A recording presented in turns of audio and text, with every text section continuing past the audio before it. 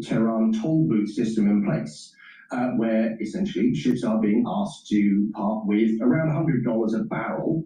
In the region of around $2 million for a large tanker in cryptocurrency or settling yuan.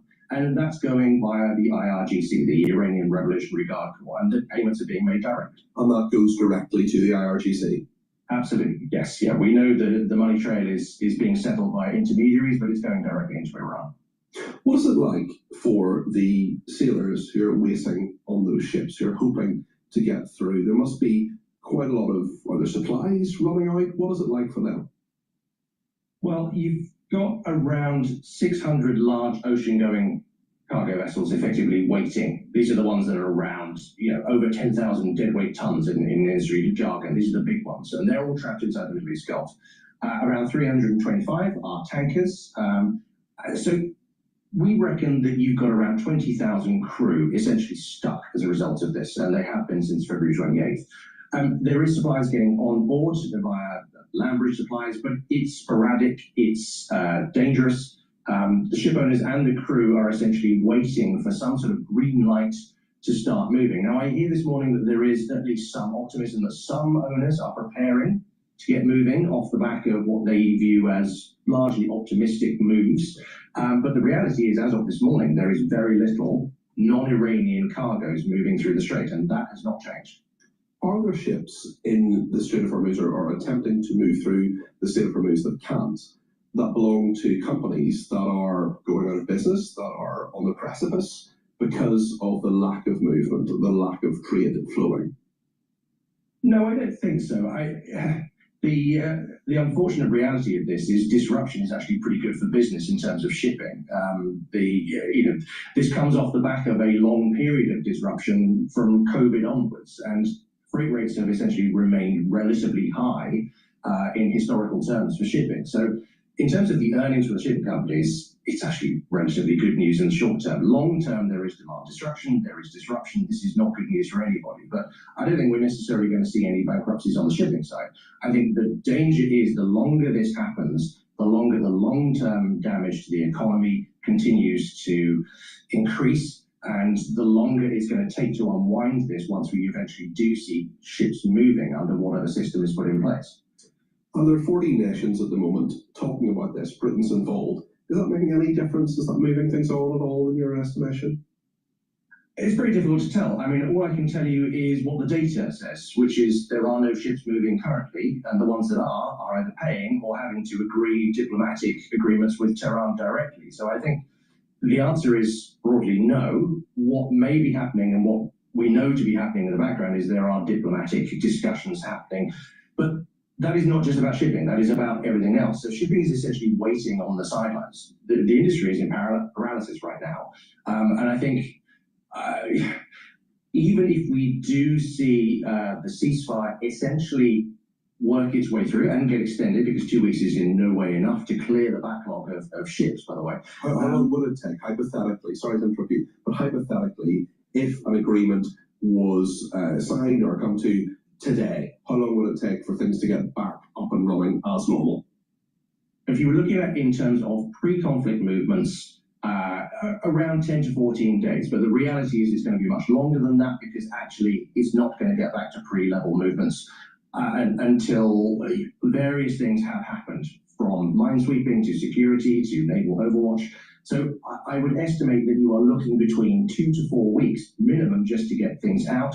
Then you have to get ballasted tankers in, refineries have to restart. These things do not happen quickly. So you are talking about months of unwinding, not weeks. And now the principle of tolls has been implemented by Iran for some at least.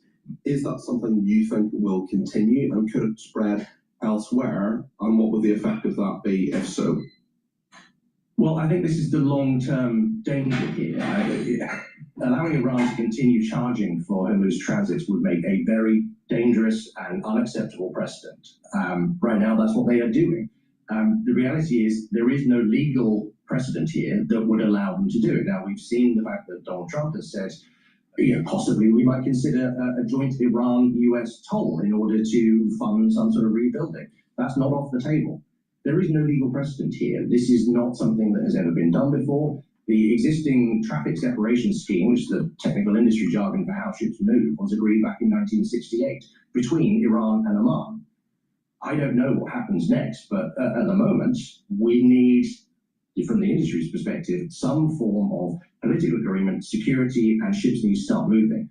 They just want to know what that system is going to be. And what should the security look like, especially if there are perhaps mines? There was a tough Royal Navy previously. I'm not sure that exists anymore. I'd love to hear your perspective on that. Tell us about an escort mission that may or may not happen. I think a lot of talk has been had in various security circles about the workability of naval escorts. It's not inconceivable that such things could be put in place, but the reality is if you were doing this on an escort basis with convoys of 5 to 10 vessels, because that is realistically what you could squeeze through to offer maximum security, that doesn't help. It doesn't get back to pre-conflict levels.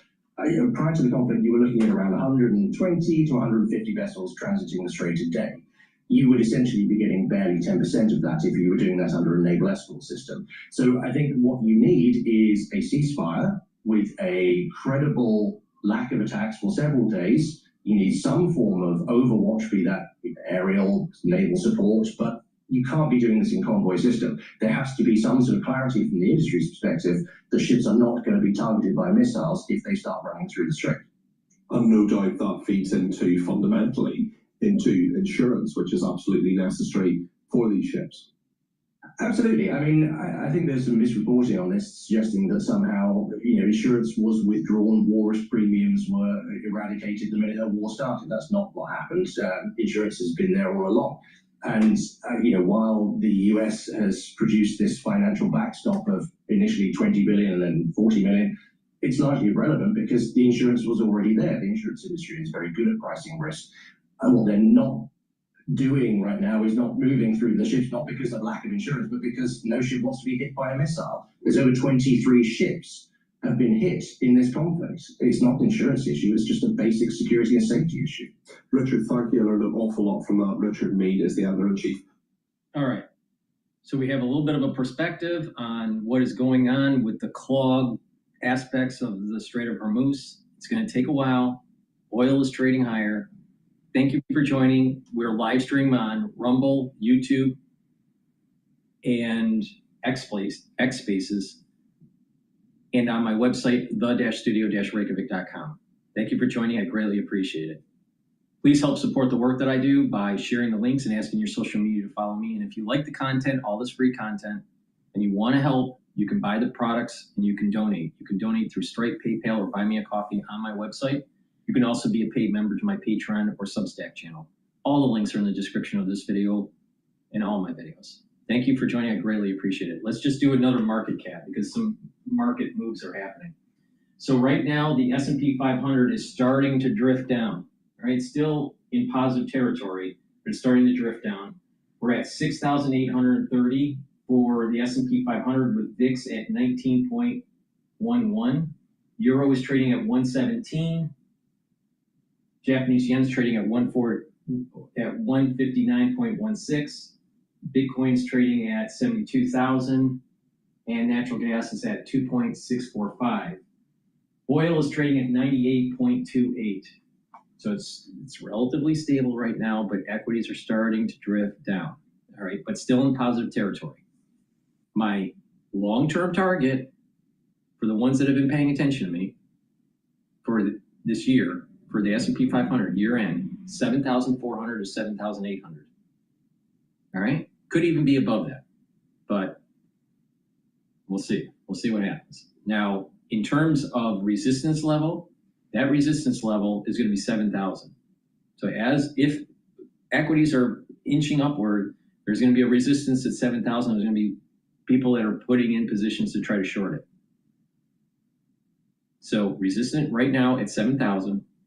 We have a support level at 6,600. All right. If the 6,600 fails because of bad news in the Middle East, then the next support level is going to be 6,450. If that fails, then the next really strong support level is going to be at 6,140. If that fails, there's another major support level at 5,880, somewhere in there. All right. So those are the potential support levels if we get really bad news. But I don't think that's going to happen. I think right now there's going to be a trading range. And that trading range could be anywhere between high 6,800 to maybe 5,007, low 5,700. All right. I'm sorry, 6,000. I meant 6,000. 6,000, the trading range for the S&P 500. I'm tired today. The trading range for the S&P 500 is will be 6,800, the high point of that, and the lower bound will be 6,700. All right, so there should be a trading range there that's taking place as we're moving through the negotiations. We'll see what happens. Okay, let's listen into BBC. Trump says Iran's handling of the Strait of Hormuz is not the agreement we have. So there's definitely, and this was published 2 hours ago. As peace talks between the US and Iranian officials are due to begin in Pakistan this weekend, we've been hearing again from President Trump accusing Iran of doing a very poor job and not allowing oil to pass through the Strait of Hormuz. He claims it's a direct breach of the fragile ceasefire agreement brokered by the two sides. The disputed status of Lebanon, meanwhile, in the ceasefire is creating a lot of tension. There's been fresh fighting overnight between Israel and Hezbollah.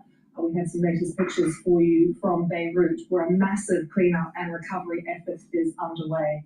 If you look at these pictures, you can see the extent of the damage from those Israeli strikes. And it's important to note, it comes after President Trump was quoted as saying Israel would be more low-key in Lebanon. Comments widely seen as him asking Israel's Prime Minister Benjamin Netanyahu to be more restrained. The US State Department said Israel and Lebanon would hold talks in Washington next week. What we're hearing from the Lebanese Health Ministry, these figures came through yesterday. More than 300 people killed in Israeli strikes on Wednesday and over 1,000 injured. Israel saying it is targeting Hezbollah military sites, but this was densely populated areas of the Lebanese capital. Well, let's update you on the talks that are due to take place. We can take you to Carrie Davies, who joins us now from Islamabad. Carrie, do we know anything more today about what these talks will look like, what kind of shape they'll have, and who will take part? Well, Lucy, at the moment, we've had no formal schedule announced for these talks. We've also had no absolute certainty of when everyone will arrive. Yesterday, we heard from the Iranian ambassador here in Pakistan, who put a post on social media saying that the delegation would be arriving yesterday evening. That was then deleted within the course of an hour. And at the moment, we've had no formal recognition that, or formal announcement that a delegation from Iran has arrived here in Pakistan. We've had no images of arrivals on Pakistani TV. We've had no messages from government officials or government ministers welcoming any of the high-profile guests of the country. So at the moment, there's no suggestion or no confirmation that they are already here in Islamabad. As when it comes to the American delegation, we did of course get confirmation earlier this week from the White House that Vice President J.D. Vance will be the one leading the talks from their side, also accompanied by Special Envoy Steve Witkoff and Jared Kushner as well. And the Iranian Deputy Foreign Minister, speaking to BBC yesterday, said that if it was J.D. Vance that was leading from the American side, then they would be putting forward their parliamentary speaker to lead the talks on the Iranian side at the moment, very much posing that as a sort of equivalent, as a tit for tat.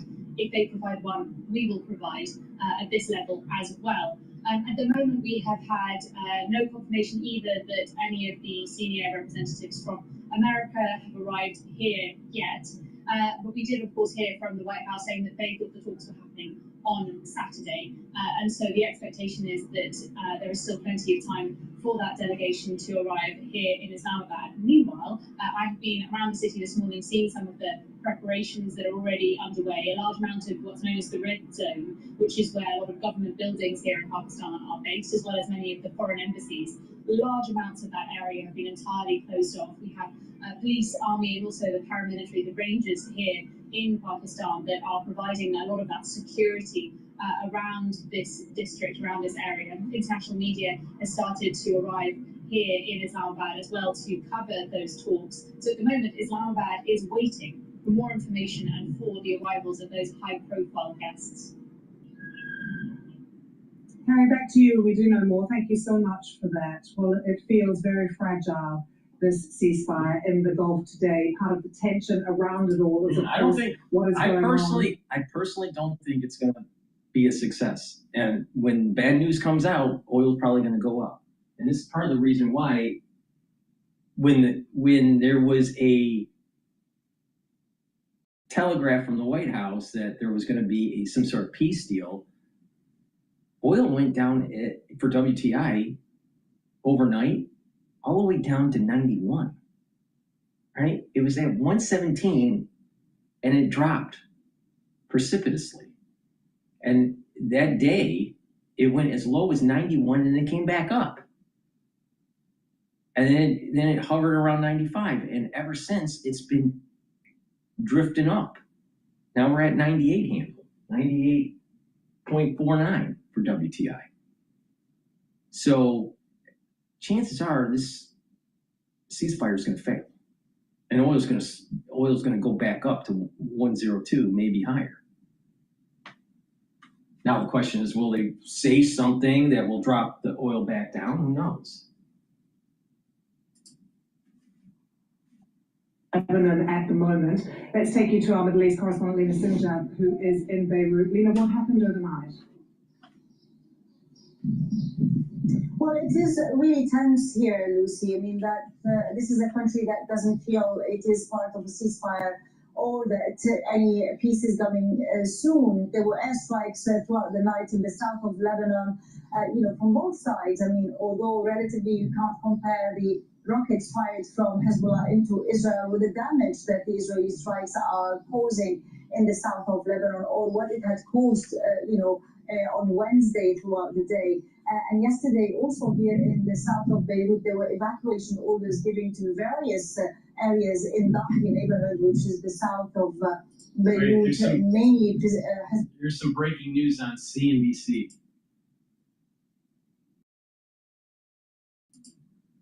Oh, come on.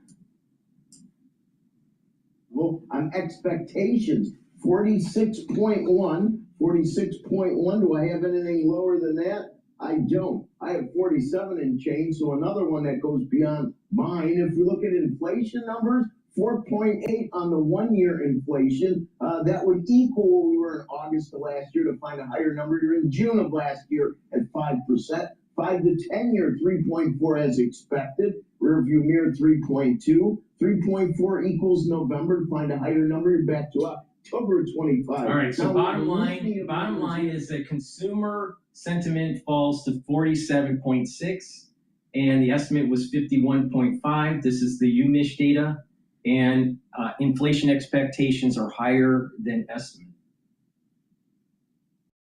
And so right now what we have is the equities are starting to sell off a little bit. We're still at 6,828. VIX is still at 19. So, all right. Inflation expectations rise to 4.8% from 3.8%. That's significant. That's significant. And the Federal Reserve is going to look at that and they're going to go, you know what? If the PCI the PCE data comes in hot, there's no way that they're lowering rates. No way. No way in hell.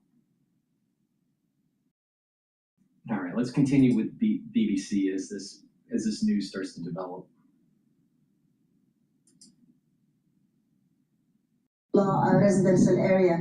This forced thousands of people to rush for their safety. They were stranded in their cars throughout the night, although a strike did not happen. The drone was flying over the whole evening yesterday, and this is a sound that makes all the Lebanese on alert, because this is usually followed by attacks. So the whole situation here is very tense. The government is still counting the dead. The number is rising. Hospitals are calling on people to come and identify dead bodies. The whole burial situation hasn't started yet because people are still searching for their loved ones, missing ones. It's a country and a nation in shock, in trauma, and they feel they're left alone to face this war without anyone able to stop it. Lena, now that we have the prospect of talks with Israel, this is something that the president has been calling for and Benjamin Netanyahu is now offering. But what can the government give to Israel during these talks, given that so far they've been unable to disarm Hezbollah? Yeah, I think, Lucy, this is the key point. I think it's unprecedented to have direct talks between Israel and Lebanon. This is a country at war since the 80s with Israel. So this is really a huge step. But the problem is Hezbollah. I mean, the government could not disarm Hezbollah, could not stop Hezbollah's firing rockets into Israel. They couldn't even expel the Iranian ambassador, even though when they decided so. Hezbollah takes to order and acts in alliance with Iran. So Iran is the key partner here to tell Hezbollah to stop so that the negotiations would continue. But the issue of disarming Hezbollah is really critical. This is something that has been decided in the 2024 war and hasn't been implemented. And it is hard to see how it's going to, be implemented. Possibly in the south of Lebanon, but how are you going to stop a whole group that has been built, growing, and recruiting and being trained by Iran, paid by Iran since the 1980s? Lena, thank you so much. Really good to get your analysis there. Well, let's get more analysis from Jerusalem. We can skip our... We're going to skip Jerusalem. Please go to my store, the-studio-reykjavik.com. Get the Boomer Boost. This is going to focus on many different systems. This is going to help with brain function, cardiovascular health. It'll help with musculature, rev up your metabolism, increase your energy levels. And when you do that on a regular basis, you're slowing down the aging process. You're boosting up your immune system. You're improving your endocrine system. And by bringing down inflammation and soaking up free radicals, you're helping with your brain function. When you're helping with your cardiovascular health, you're getting better blood flow to your brain, so your hippocampus doesn't shrink. And like I've been saying, and you should listen to the recent video that I did about how to improve your brain function. If you improve your different organ systems, you're also improving your brain function. So please go to my store, the-studio-reykjavik.com, get the Boomer Boost. And C60 is a great supplement to take. You can stack it with the Boomer Boost for added benefit. It's a very powerful antioxidant. You can get it in avocado oil, extra virgin olive oil, and MCT coconut oil. C60 has to be an oil for proper absorption. Take a teaspoon a day, preferably on an empty stomach, for best absorption. By taking C60, you're also soaking up free radicals so you'll recover quicker after a workout. It helps to bring down inflammation, helps to bring down stress, and it soaks up the free radicals in the cells and the extracellular matrix around cells, so your tissue performs better. It also soaks up free radicals at the vascular level, preventing plaque formation. And C60 helps the health of your neurons. And the healthier your neurons are, the better your brain function. So please go to my store, take a teaspoon a day, every day, of C60. Get a 2 ounce or a 4 ounce from my store, the-studio-reykjavik.com. It is cheaper to get the C60 at a higher ounce configuration because it's cheaper per ounce. Make sure you use discount 5 to save some money. It's all caps, discount 5. So please go to my store and get the C60 and stack it with the Boomer Boost for that synergistic ability to soak up those free radicals and bring down stress in the tissues. Your endocrine system is going to improve. Your immune system is going to improve. You're going to slow down the aging process. And by taking C60, you're also improving your basal layer for your skin. So your skin will improve. It stacks really well with resveratrol. Resveratrol and C60 work together to improve that basal layer. This is part of the reason why you look younger when you take C60. So make sure you take a teaspoon a day every day. please go to my store, the-studio-reykjavik.com. All right. Some breaking news with that whole, let's listen in to CNBC. Coming out of Asia for barrels, and if the strait remains closed for longer, there really is not much more to happen other than further increases in the price of oil. You're depleting inventories, they can't go to zero, pipelines can't be shut down, LNG facilities that pump at minus 250 degrees can't be turned off and then turned back on. So that there's a floor here at which point prices have to go higher. So again, the quicker that we get the strait reopened, we stop launching drones into the East-West pipeline, et cetera, the better it's going to be for everybody. So then the inflation rate today, you would say, in line with what you were expecting? Oh, everybody was expecting the headline number today. The surprise, of course, is a little bit at the core, which was a little less than expected. But for the 100 millionth time, everyone knows prices are higher now. Everyone knows there's a short-term issue. How long does gas stay at $4.25 or $4.50? When Russia happened, gas prices at the pump spiked up to $5, but they came right back down. Yes, there was a bear market in the U.S. Yeah, once the Fed was hiking interest rates. The economy wasn't meaningfully destabilized by that because prices came down quickly. And so that, again, in the case of any oil price destabilization, that's what you're looking for. Oil prices coming back down to earth as soon as possible. You're a hedge fund, is that right? Solus is a hedge fund? Yeah. Okay. So are you surprised how quickly all the hedge funds have gone back to pressing the things they were right before the war started, shorting the software stocks all over again? Yeah, no, I'm not surprised at all, because if you believe, and if you believe the oil futures curve, if you believe that this is temporary in nature, then why should I, royal investor, not go right back to the positioning I was before? I mean, we look at the IGV this morning; it's down another 3% or something. Look what's going on, right? Look at service now. Yeah. So yeah. Again, if you are betting, as the entire market appears to be, that this is temporary in nature, then why shouldn't we just be right back in Do the you environment? have a view on the overall trade itself and the disintermediation? Yes. We don't really trade very much in tech. I think. Listen. I generally come down on the side of the software and the private credit guys, arguing in the short term here, we've seen nothing in the way of EBITDA impairment at the software companies. Seat-based SaaS companies haven't talked publicly or privately, as far as I know, about any change in demand. You've got Leslie did a great interview with Tomo Bravo yesterday, talking about the strength and yes, of course, that's. The viewers can't see favor. No, tell them, damn, I just did that. Okay, fine. Yeah. Of course, he's going to talk his book, but in the short term here, there's a lot of concern about what will be. Yes. But there is an enormous amount of support for what is, and I think. Listen, the saying is that the equity market has predicted 9 of the last 5 recessions. They've probably done that on a sectoral basis as well. Well, since you're talking would-be recession, are you concerned at all about real income?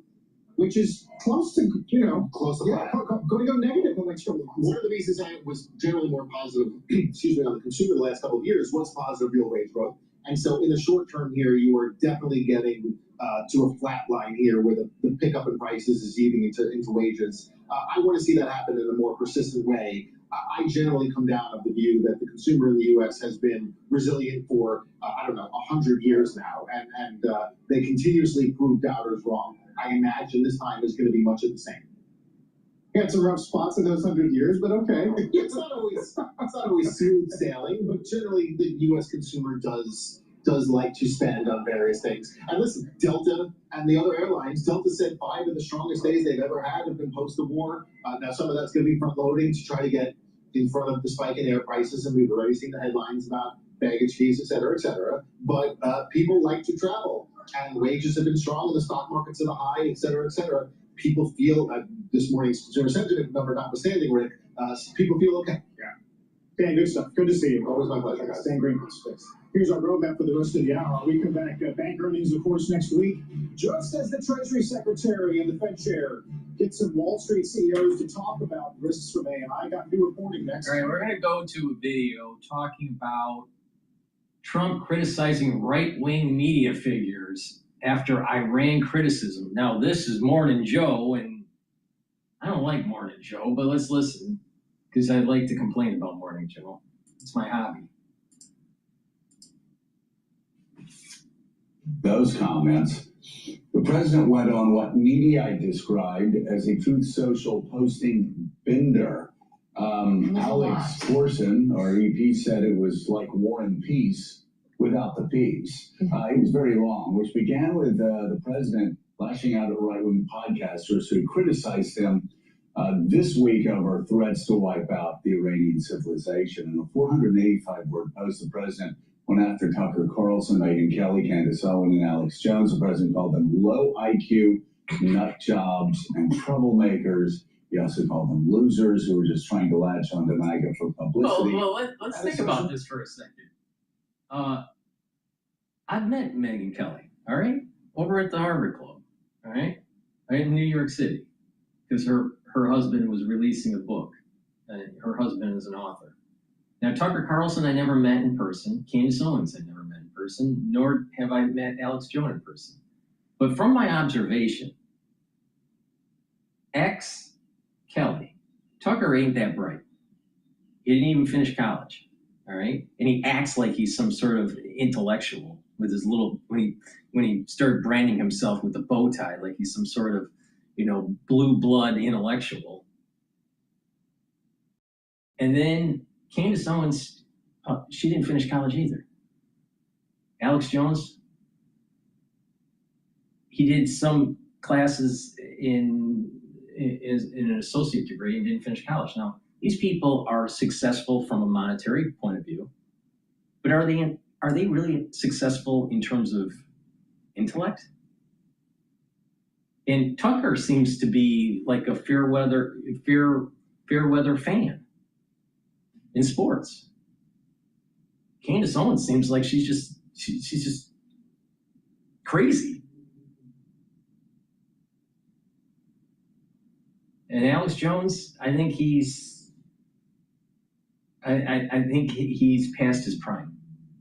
The moment where he was at his peak was right after 9/11. Right after 9/11. That was his peak. And he's been going down ever since in terms of respectability. But the point here is that maybe Trump is right. Maybe they are low IQ. Now, Megyn Kelly, she has probably a decent IQ level, but there is a little bit of materialism, self-centeredness about her. So it's really not an IQ issue. It's more of a different type of emotional intelligence. There's different types of intelligence. There's emotional intelligence, there's the standard IQ, but then there's also creative intelligence. There's also, intelligence of empathy. So there's different, you can slice intelligence in different ways. That's how the psychologists do it. Megyn isn't low IQ. She's self-centered. It's different. Let's continue.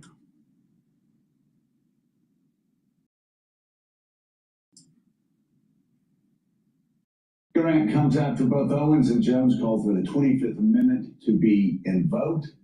Marjorie Taylor Greene, who also called for the 25th Amendment to be invoked, defended those podcasts. Oh, here, MTG, yeah, a pillar of intellect. What has happened is that you have these individuals like Tucker, Megyn, Candace, and Alex Jones that have built up a good size audience, has monetized that audience in some way, in some fashion, through advertisement or selling products or whatever it is. So they have a big audience, and what if you take a look at their audience, now it's not monolithic, but a big section of that is America First pacifists, not America First expansionists, right? That's two different concepts. Pompeo was an America First, but he's an expansionist. All right. Alex Jones, Tucker, they're America First pacifists. So let's, get into the nuance of this. So they're playing to the bait. They're playing to their audience base, just like a typical politician is, like MTG. MTG is playing to her political base, even though she's stepping away from politics. Makes you wonder why. I wonder if she's going to have a podcast or something. But the thing is that Tucker, something about him. Swanson family, says that, he's been here for ages. His family is blue blood, blah, blah, blah. And, he applied to the CIA and didn't get accepted. Well, maybe he was accepted, maybe he wasn't, who knows? But he's on CNN and he's got the bow tie. Everyone knows that. And he's, this little, he's a conservative pundit. And, hey, I'm a conservative person. I vote Republican, all right? I want less government, less taxes. I want the government to get truncated, What's wrong with that? I think society's better that way. But Tucker, he's coming out as a, blue blood, New Englandite with his little bow tie telling you how it is, even though he didn't finish college, all right? But he's just, he knows it all. And he's got that little mannerism about him. Now that's CNN. Now fast forward to like 2020, and he's on Fox News. And how did he cover the crisis? He looked like a deer in the headlight, like a dipshit. Not so intellectual. Not being able to look at a problem and see the pattern recognition of what was emerging. And when he transitioned from CNN to Fox, got rid of that bow tie, it's now straight tie. And for whatever reason, he gets kicked off of Fox. And then he ends up making a ton of money doing his own podcasts. And maybe media is changing because of just the internet. And what is his demeanor? How is he packaged? As some sort of roughneck, living in the woods, living in a cottage. And he does fishing and hunting. He doesn't wear a bow tie anymore. He doesn't wear a tie. He doesn't even wear a suit. He's a hunter. Do you see that this dichotomy doesn't make much sense? Do you see that he's being manufactured in some sort of commercial way? Tucker is bullshit.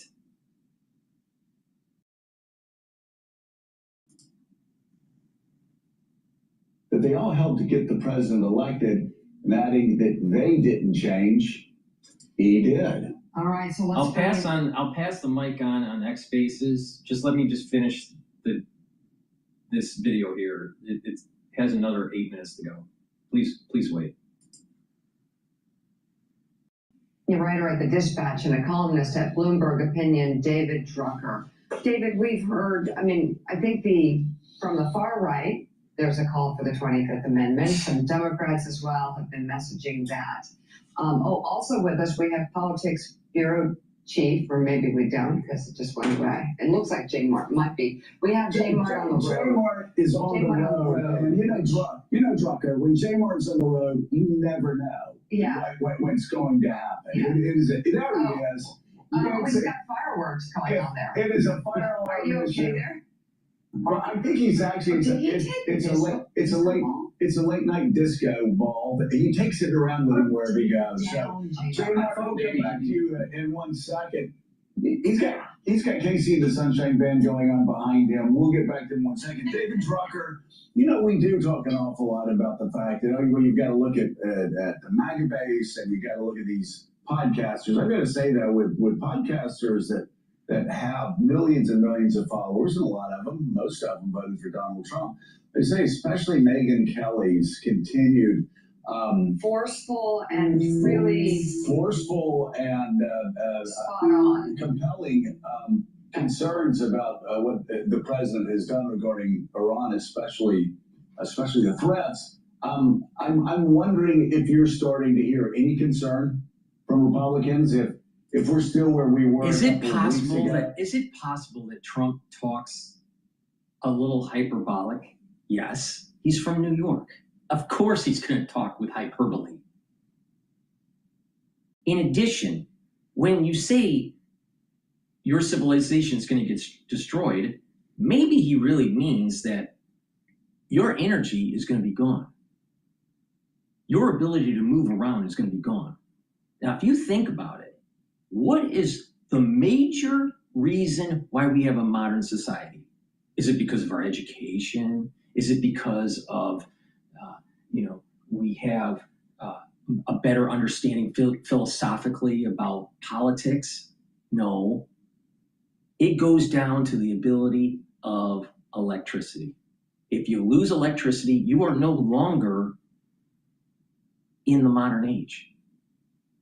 You snap back to the 1600s immediately. So maybe that's what he meant. Now, me, being a New Yorker, I understand the hyperbole. Now, why is it that Tucker can't? Why is it that Megyn Kelly can't? Why is it that Candace Owens can't? Why is it that Alex Jones can't understand the hyperbole from Trump, even though Alex Jones speaks hyperbole every fucking day? Why is that?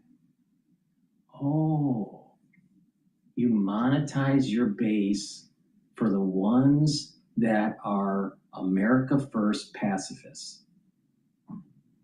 Because you remember, it would have been easier to kill Iran 20 years ago, 30 years ago, 47 years ago. The longer we kick the can down the road, the more expensive it's going to be. The longer we kick the can down the road, more collateral damage is going to be had.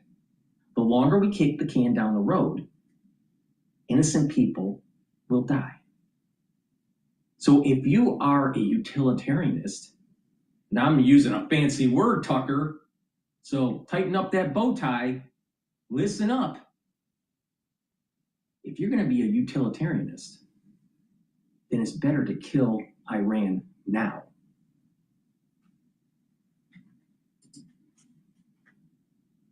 Where you have the right-wing podcasters, and then you've got everybody else in MAGA world. Where are you right now? Now that this seems to have a certain crescendo quality to it. Yeah, well, a lot to unpack there, Joe. And by the way, I thought the technical difficulties with Jamar was that he was at some breakfast joint. I really think what he was eating. Look, yeah. I think I think that what's very interesting about the president's tirade, of course, how many times is he calling on one of these vendors, is that it's all personal, right? He didn't criticize Owens or Tucker Carlson or Megyn Kelly for stoking anti-Semitism, for being anti-Semitic in Owens' case for sure. He's making a good point here. Because they're angry at him. It's all because they're criticizing him. He's brought figures like this along with him. That's because Trump, his philosophical foundation is egoism. I mean, okay. I mean, that should be axiomatic. I mean, my God. He's accommodated their sometimes very outlandish, wacky views, and never said that it wasn't welcome within the party. But when they turn on him, now they're idiots who are not welcome in the party. And I think that's a real important distinction to make. And then you're dealing with the podcasters and their content, which in many cases has been anti-Semitic, has been conspiratorial, but they clearly do speak for a subset of voters who supported the president. Big subset. Because they didn't think that he would get the U.S. involved in a conflict like this in the Middle East. And so then we look at the politics of this. I suspect that there is more than 70% of the ones that voted for Trump are America First pacifists, while the ones that voted for Trump that are America First expansionists are about 30%. But the thing is this is not uncommon, because the same thing was happening during World War II. There were a lot of the whole idea of America First came right out of World War II. That was a phrase that came out of World War II with Hindenburg. So this is not a new concept. And there were many people in the United States that did not want to go to war with Germany. And there was this movement, America first, don't get into foreign wars. Well, let's think about this for a second. There was this, I think it was on Amazon Prime, but the Man in the High Castle series, and it's a great series, and it's a kind of like almost like a revisionist history, futuristic, almost Spielberg-ish kind of film. Spielberg didn't do it, but it's a great series. Highly recommend seeing it, especially the first season. The second season, not so much, but the first season was great. And the whole idea is that the United States loses the war. And half of the country is run by Japan, the western half. And the eastern half is run by Germany. Now, what if that really did happen? What if the America first in World War II actually got what they wanted? We would not have the country we have today. So we need to start thinking about, sometimes we need to be a little Machiavellian. Sometimes we need to we need to boot up our inner Julius Caesar. There's nothing wrong with America first expansionist. There's nothing wrong with using our hegemonic power.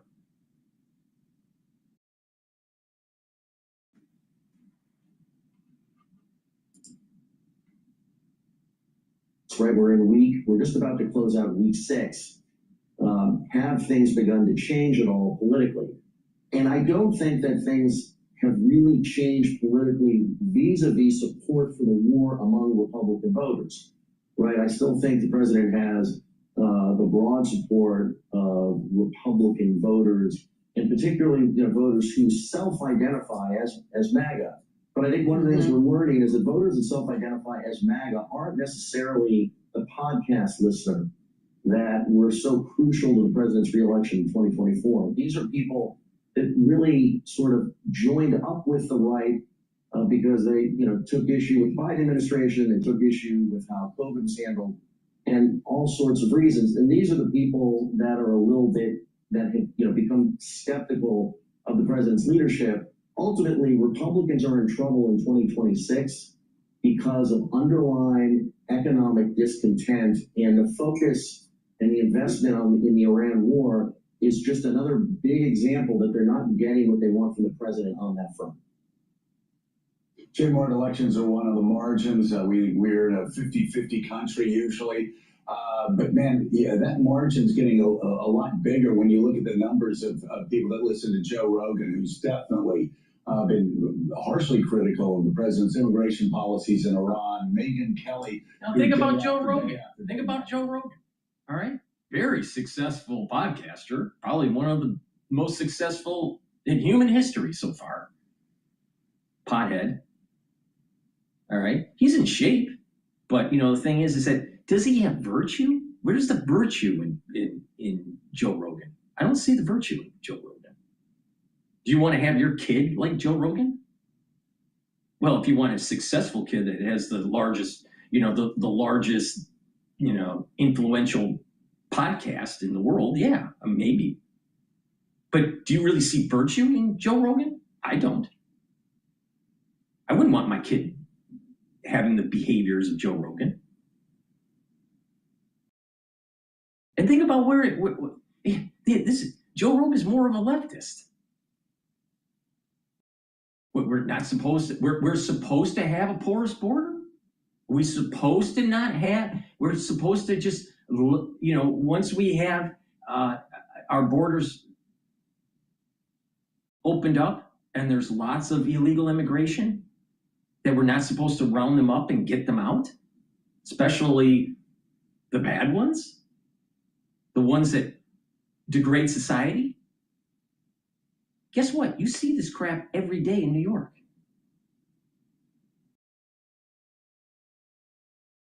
So it's a problem that needs to be fixed. So Joe Rogan doesn't think we should fix it? Is that the issue? Joe Rogan saying that we shouldn't be building up our military to make sure that we circumvent what is happening in Asia? Because if we do what Joe Rogan wants, we'll lose our freedom of navigation through the 9-dash line. But this is the problem with the leftists. This is a problem with a pseudo-leftist. Joe Rogan's kind of like trying to move, once he left California and he moved into Texas, he's, but he still has that aura of liberal, that aura of that leftist fruit and nut Californian,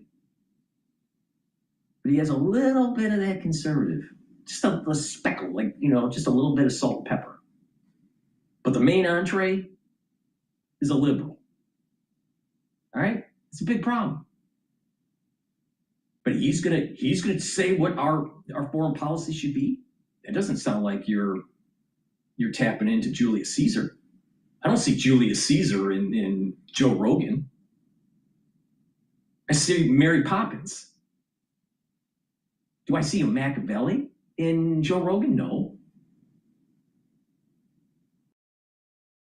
So are we supposed to assume that just because they have a large podcast and they're a leftist, that's where the country should go? You think Joe Rogan represents God, country, and family?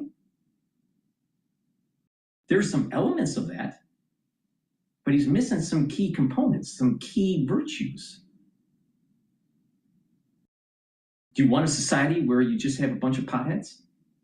Because I guarantee you're going to have early onset of dementia. Is that the society that we want? Do you want to raise your kid like a Joe Rogan? I don't think so.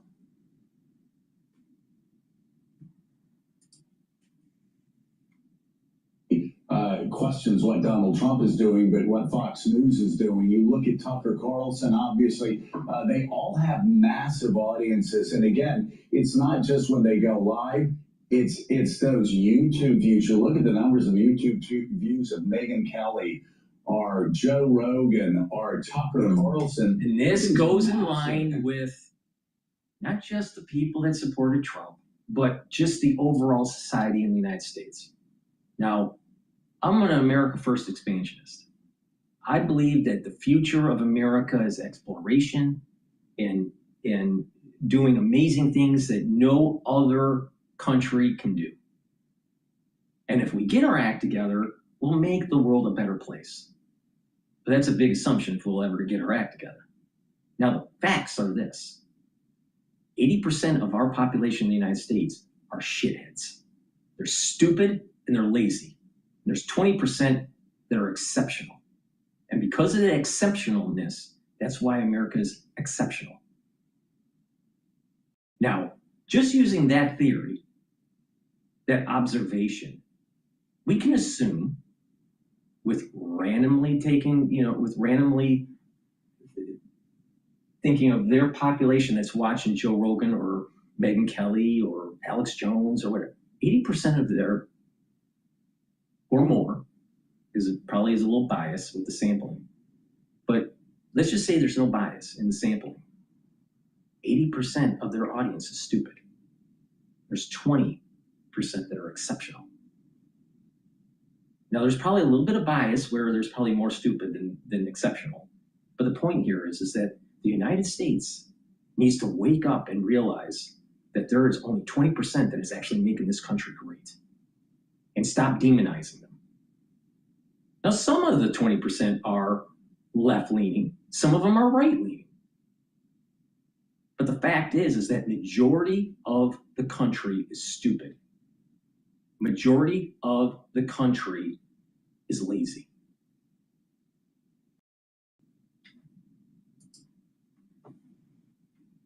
Live out there forever. Talk about the impact this is having.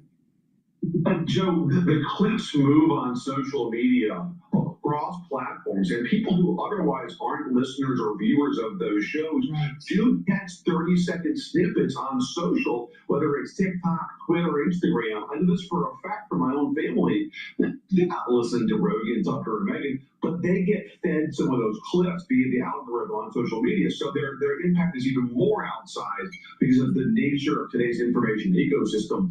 Your point about the margins is critical. Both parties in this country, because we have a two-party system, so they got to fold everybody into below those two tents. So both parties are coalition parties. Well, here's what's happening in the Republican Party. The sort of factions on the either extreme of the party. So the Alex Jones on one front, the real, a winner, as they would say, conspiratorial types, are dissatisfied with Trump because of the Iran decision. All right. Then you've got the other extreme of the party, which is the pre-Trump party. Never liked them in the first place. No, think about this. Alex Jones doesn't want us to go into Iran. Well, Alex Jones has a memory problem because we had the hostage crisis in the 70s. You do remember that, Alex. I know you were young, very young, maybe too young, but it happened. What about the Beirut bombing in '83, where Reagan was afraid and put his tail between his legs and left? There were, more than 100 Marines that were killed? Never forget the death of a Marine, all right? What about the tanker wars that took place in the 80s during Reagan? Yeah. Iran blew up a ton of ships. Reagan came in, knocked out some stuff, and was afraid that it was going to escalate. So his chief of staff gave him, some way to get out, and that solved the real problem. Kick the can down the road. Thank you, Reagan. Even though I support Reagan, but you can support a president and still say that they're wrong in certain circumstances. Here's a case where if Reagan did the job, maybe we wouldn't have had the problem that we have today. What about the bombing of the Cole? What about all those roadside bombs that were going off in Iraq and Afghanistan? How many of our soldiers have lost legs or lost their life because of Iran? Never forget that. That's Alex Jones is forgetting that.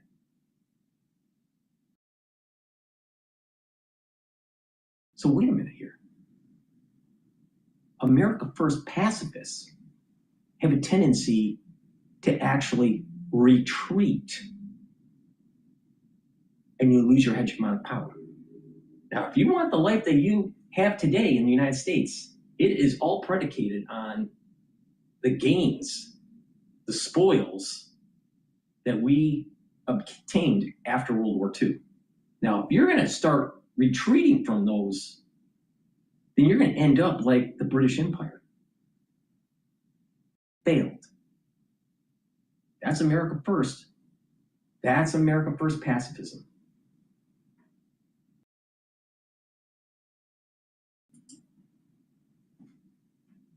Not kind of, finds his conduct really embarrassing, but basically had sort of grinned and bear because they couldn't vote for Democrats every 4 years in the general.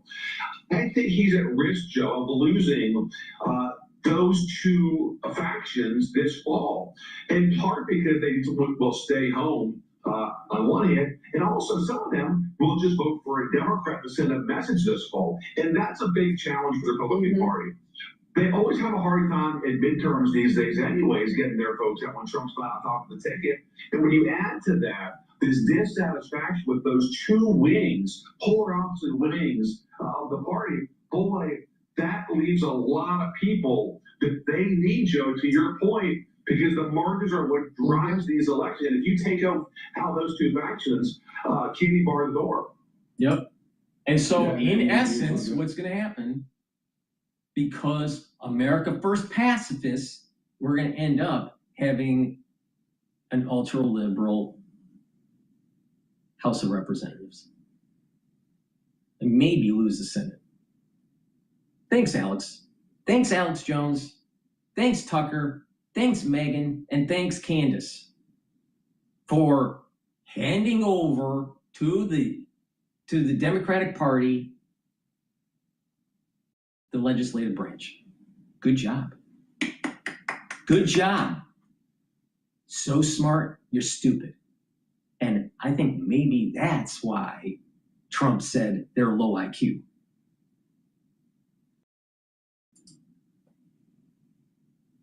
Mainstream media, we're going to be reading Peggy Noonan's Wall Street Journal column in a bit. I just wanted, though, to your point, I want to read a line or two from Peggy's latest, talking about Donald Trump's posts over the Holy Weekend. She said, I want to talk about why they were so horrifying. They constituted hitting a new bottom, a new and infernal face lit by flames bottom in world communications. The posts were sinister. You destabilize the world when, as an American president, you say such things. And she goes on and on. So this pagan Noonan from the Wall Street Journal, in gut we trust. Well, wait a minute here. Let's think about this for a second, because, you know, I know quite a lot about chaos theory. Quite a lot. All right. There are systems that have so many variables that sometimes you have to use your intuition because you can't see, no matter how much computational power you have artificially, you know, through computers, no matter how much computational power it may have, it cannot fully appreciate the potentiality of the unknown. You can have probabilities. Like for people that have done Monte Carlo simulations, right? You can have a complex system that you're modeling with thousands of variables, and sometimes these AI models have billions of variables. Billions, think about that. Try to do that on a piece of paper. But, you know, just billions of variables. But let's just do a parsimonious model and just say a few hundred. Even with that, it's hard to understand all the potentialities. And so when you run a simulation, you know, from the current time period to just the next time period, the next week, or whatever your time period is, the next day, you'll have some sort of end result. But because it's stochastic, if you rerun it, it's going to be a slightly different result. And so if you run this multiple times, thousands of times, you'll get a probability cone. But the farther out you go, the more time periods out you go, the less certain you are, and the probability cone starts to widen. So when you're talking about these things in terms of game theory with lots of different variables, you have to use your gut, and you have to try to boil it down into manageable pieces. So when we see in gut we trust, where she's talking bad about Trump, this Peggy Noonan from the Wall Street Journal, she's not appreciating that you have to use intuition, and intuition is a form of intelligence. She's also implicitly making the statement that the technocrats know better. Now, well, wait a minute here. The technocrats for the last 47 years have gotten us to this point. So why would we believe the technocrats?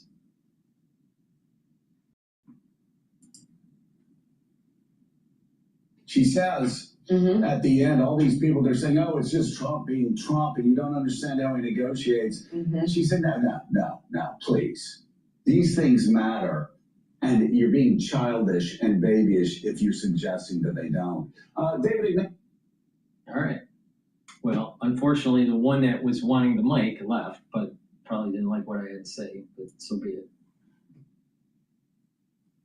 Please go to my store, the-studio-reykjavik.com. Get the heirloom barley. This will help to bring down inflammation, soak up free radicals, and detoxify your body. And when you do that, you're improving your endocrine system, your immune system. You're helping with your joint health because you're reducing that inflammation. You're helping your cardiovascular health because you're reducing plaque formation. If If you reduce inflammation, you're reducing plaque formation. It's that simple. And by bringing down inflammation at the brain level, you're protecting those neurons. And when those neurons are protected and they have less inflammation, you have less misfolded proteins, less amyloid that builds up. And when you have better blood flow, because of better cardiovascular health, then you'll have better blood flow into the brain, feeding those neurons. So please go to my store, the-studio-reykjavik.com, get the heirloom barley, slow down the aging process. And like I said, you'll get all these other benefits like boosting up your immune system and your endocrine system and your brain function. And you'll also recover quicker after a workout. You'll notice. This is a month supply. You mix it with soft foods or filtered water, a smoothie, or even just with milk. I mix it with soft foods like hummus, but take it every day and it'll help to slow down the aging process. So you're not an Alex Jones, all right? Alex Jones is younger than Dr. Paul Cottrell, younger. But Dr. Paul Cottrell looks a lot younger than Alex Jones. Now, why is that? Well, if you pay attention to me, you take the right supplements, if you go to my store and stack them the way I tell you to, you won't turn into an Alex Jones. So clarity factor. Clarity factor will get rid of that brain fog so you're not a crazy right wing and you're not a crazy ultra left wing, all right? It'll allow you to concentrate. It's a very powerful neurostack. And over time, what's going to happen is that your dendritic connections are going to improve. You're going to have faster cognition. You're going to have better memory, all right? And by doing this, this is a great way to help improve your brain function and to slow down the aging process in the brain. So please go to my store, take this every day, all right? Some people, they take it twice a day, but I recommend to take it every day with filtered water and learn new things. And you'll be amazed how your brain starts to react to new information, but not just reading. You want to learn things that are actually associated with kinematics, because that's how we evolved, such as building things or fixing things or learning an instrument. Cooking is another great way. Learning process, multiple steps, learning something new that has multiple steps, and you're moving your body. Because what you're doing is you're activating many different parts of your brain and they're reconnecting. But when you get older and you get into your old ways and you just kind of like atrophy, those connections are going to start to recede. You want to reestablish those connections just like you were youthful. And this is how you slow down the brain aging. You want to slow that down. Slow down that brain aging and get those dendritic connections. Now, you don't want to believe me? Fine. It's up to you. Honestly, I don't care.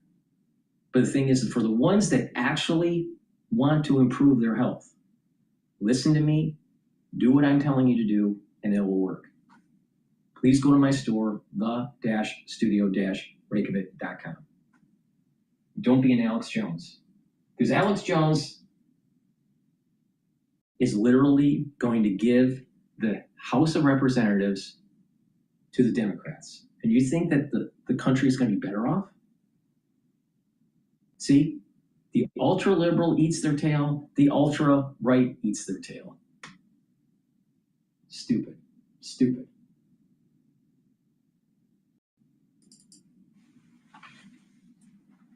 Welcome, good morning. Diplomacy kicking into overdrive. Let's see what we get from this one. Moments ago, there's the video of the Vice President, J.D. Vance, boarding Air Force Two, heading for Islamabad, Pakistan for high-stakes talks with Iran. High stakes, he said.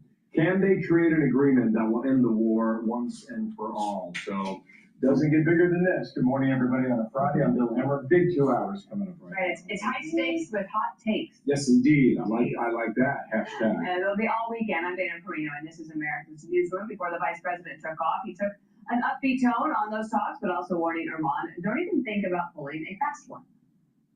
We're looking forward to the negotiation. I think it's going to be positive. We'll, of course, see As the President of the United States said, if the Iranians are willing to negotiate in good faith, we're certainly willing to extend the open hand. If they're going to try to play us, then they're going to find that the negotiating team is not that receptive. So we're going to try to have a positive negotiation. The President gave us some pretty clear guidelines, and we're going to see. So I hope you guys have a safe flight. We'll certainly take some questions later on. But for now, let's get on the plane and hit the road. So now President Trump flatly rejecting Iran's first proposal, now pushing for a stronger deal. That deal would include putting a laser focus on one of the toughest issues I just on the table. I just want to interrupt this. Right now, oil is going up here. There's a little bit of a tick up. It's looking like it's going to try to break $99 a barrel. It's at 98.92. Equities are at 6,831. There's a little bit of a bid up also on Bitcoin. It's slightly above 73,000 now. Natural gas is slightly up a little bit. It's at 2.677. And UCO, which is the ETF that I've been telling everybody to watch, that's at about 40.14. If the ceasefire fails, and it looks like there's going to be additional military operations by the United States, or if Iran hits the GCC countries and infrastructure, or the Strait of Hormuz is shut down again, then we probably will see UCO go to maybe 41 to maybe 42. Okay? Now, Alex Jones can't tell you how to slow down the aging process because he's too stupid. And Alex Jones can't tell you how to make money on the news.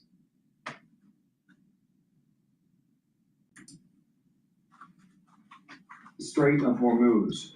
Days into a fragile ceasefire, that key waterway has become what Iran sees as its biggest bargaining chip. It's still choking off the movement of many ships, deciding which ones can and cannot flow freely. Overnight, President Trump posted on Truth Social saying Iran is doing a very poor job, dishonorable, some would say, of allowing oil to go through the Strait of Hormuz. And that is not the agreement we have. So meanwhile, Dana, another potential stumbling block is the conflict ongoing in Lebanon against Hezbollah. Israel continues to hit Hezbollah, Iran's largest and to date most powerful proxy. That regime insisting that any move to exclude this from the ceasefire talk is a non-starter for them. And Peter Ducey and Trey Yates have been covering this story from the get-go. They join us from the White House and from Tel Aviv. And Peter, let's start with you. Any other word about how the president advised J.D. Vance before he took off? Well, when J.D. Vance says that the president gave them clear guidelines, we understand that to mean that the U.S. needs to go in there and tell Iran no enrichment, period. That is what we have heard from White House officials. Remember, about 6 weeks ago, Steve Witkoff and Jared Kushner were sitting there with the Iranians and said, the U.S. will give you all the uranium you want for peaceful purposes. You just can't use it to enrich a bomb. And Iran said, no. Now they are, of course, adding J.D. Vance to the equation. And so we'll see how things go. We don't even really know what the format is yet. They had indirect talks last time. These will be TBD. Okay, so from the White House, we move to Tel Aviv and Trey Yates. What has happened there in the last 12 hours, Trey? Yeah, Bill, a lot of developments here in the Middle East over the past 12 hours. We know the Israelis and the Lebanese government are entering into direct talks next week in Washington to try and develop peaceful relations between the two countries and disarm Iran's largest proxy in the region, Hezbollah. The Iranians are tying strikes against Hezbollah directly to the negotiations this week in Islamabad. And so there are three really major issues we're looking at here. That's Iran's support of regional proxies and whether or not they're going to tie the success and outcome of these negotiations to support of Hezbollah. We're also looking at the Strait of Hormuz, where since the ceasefire began, anywhere from 8 to 11 vessels have been able to pass through. And Israeli intelligence officials tell Fox News the Iranians are demanding fees of those vessels that are making it through this critical waterway. And then finally, you have this issue of enriched uranium. Despite the fact that earlier this week, President Trump said there was an agreement to go into Iranian territory in the future and dig up that enriched uranium that was buried in the aftermath of Operation Midnight Hammer and then remove it from the country. Iran's nuclear chief this week said they will maintain the right to enrich uranium. And so a lot of points to work out here at the negotiating table. And the question here is whether or not the Iranians are willing to make a good faith deal. And then, Peter, how is the White House processing the increase in oil prices, the concern people have going forward, and of course the inflation report today. Dana, they are eager to change the subject to something else. Nobody here is saying that high gas prices are not a problem. They are saying that high gas prices will only be a problem for a little bit. But in terms of changing the subject, next week they're going to send the president to Arizona and Nevada. It's tax week. They want to talk about all the help that no tax on tips and no tax on overtimes has for blue-collar workers, Trump supporters or not. Something else interesting about this dynamic, though, they are sending J.D. Vance a tale as old as time. Sometimes presidents give the hardest possible jobs to their vice presidents. We saw Biden do this with Harris when he said, "You're in charge of the border." President Trump sending J.D. Vance here gives the president an opportunity, if things go great, to say, "I delegated well." And if things go poorly, to say, "Well, maybe I'll get involved now." Okay, Trey, one more thing on what's happening in Lebanon, because those talks begin early next week in Washington, D.C. And from what I understand here, you've got the Israeli government and maybe the Lebanese government trying to squeeze Hezbollah in Lebanon. And part of the reason they can do that is if the Lebanese government now in power recognizes Israel. Is that a possibility now for that region?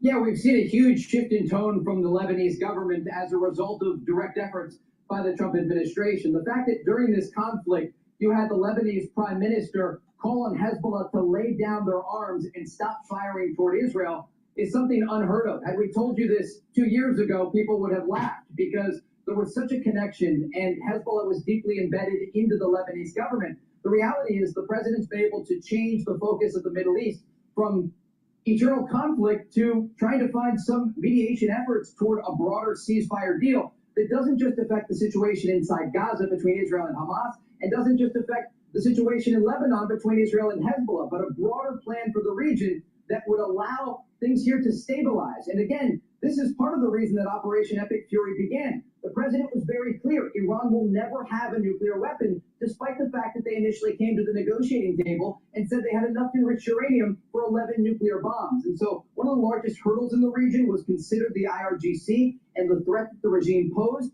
And now that that has been largely degraded in the aftermath of these U.S. and Israeli strikes, it opens up a possibility for the Middle East where you could start to see more negotiation taking place and normalization deals across the board that would bring in countries like Lebanon to try and make peace with Israel. All right, Trey Yates, Peter Ducey, you're going to have busy days, and we thank you for your expertise. It is 3D chess, and it's the Middle East, and Michael Allen knows it well, former NSC Senior Director. Michael, welcome to our coverage here. So we're balancing two different plates here. Now you've got the Washington talks with regard to Hezbollah and Lebanon. You've got the Pakistani talks with regard to the United States and Iran. Here's Jack Keane earlier today on that. President Trump is not going to make a bad deal here. As much as he thinks there's a good deal coming, doesn't know for sure until it's on the table and one of the verification process. He knows these guys are liars and cheaters. Listen, nobody has negotiated more with this regime than this president. And this is the only president who's ever taken them on consequentially in terms of military operations. So, Michael, let's start in Pakistan with regard to Iran. What do you rate as the what are the chances that these talks actually can produce a lasting peace?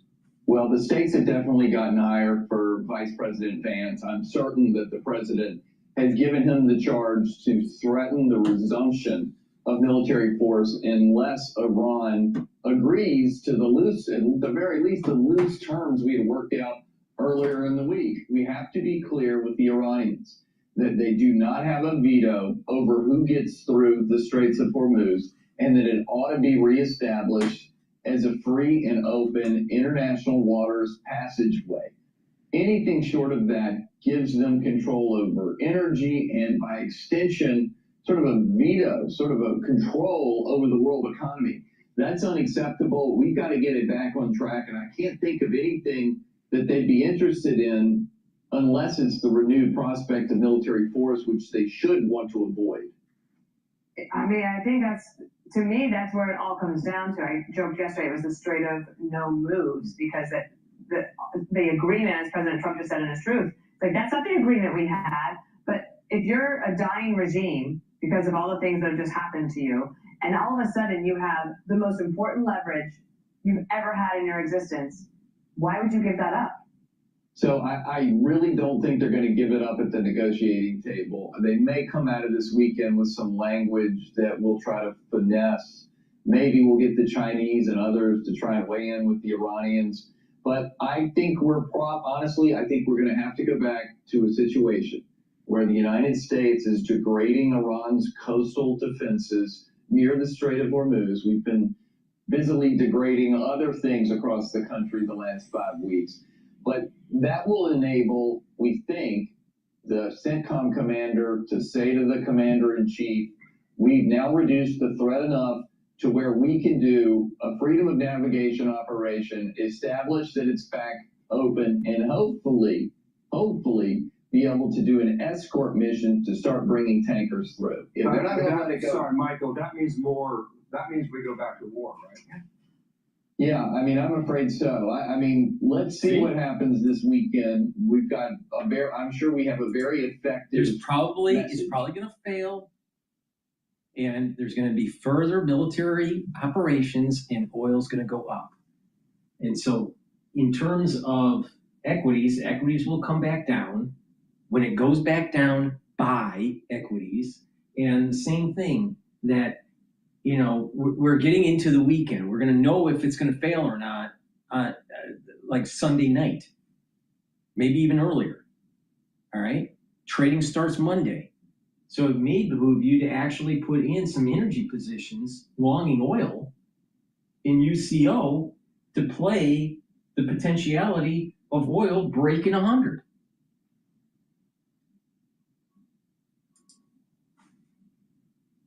And so Vance has got a lot of pressure on him here. All right, Michael Allen, thank you. The chances are that it's going to fail, not succeed. Be sure to like and subscribe for all the Fox News latest on YouTube. I honestly think that the real question is not if it will fail or succeed, because it will fail. Will Trump hit Iran after the 2 weeks or before the 2 weeks? That's really the bigger question. All right. Please go to my store, the-studio-reykjavik.com.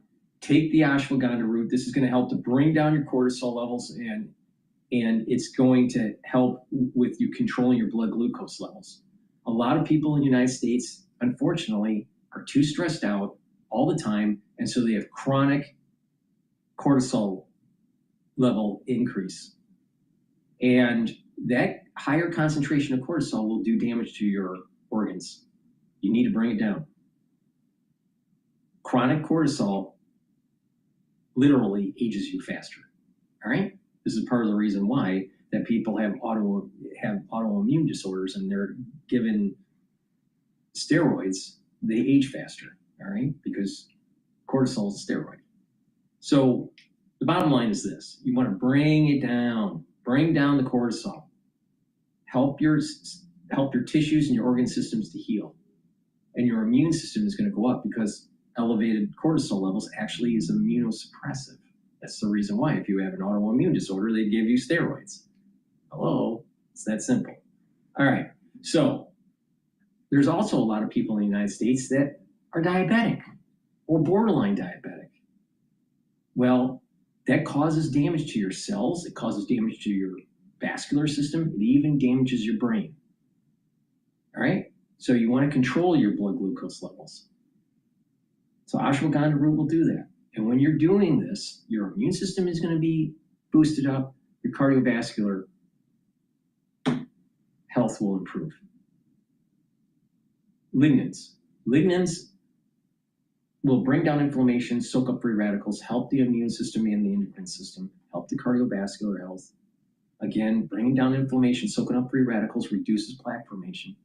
You do this regularly with a protocol, I know that I've mentioned multiple times, you actually can reduce plaque, not just reducing or mitigating further plaque development, you can actually reduce plaque.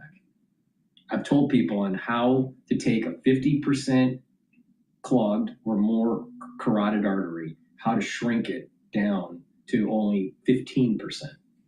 All right? So Just pay attention to me and everything will be fine. Bring down inflammation, soak up those free radicals. Take the lignans, that's what it'll do. And when you do that, you're helping your cardiovascular health, you're getting better blood flow to your brain. And by getting better blood flow to the brain, you're giving the nutrients to your hippocampus so your memory improves. There's plasticity that if you give it the right ingredients, your brain can perform better. All right? And this will help to boost up your immune system and help with your endocrine system. So please, take my advice, get the lignans, get the ashwagandha root, go to my store, make sure you use discount 5 so you get $5 off. Why? Because we have inflation, all right? Save some money. Go to my store, the-studio-reykjavik.com. Follow my advice and you're gonna be able to slow down the aging process. You're gonna have more vitality and your organ systems are gonna perform better, including your brain function.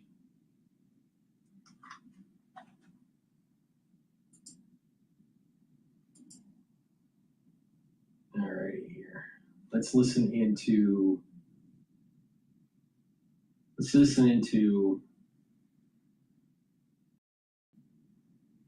Kerry schools Trump on dealing with Iran. Is this the Kerry that I think it is?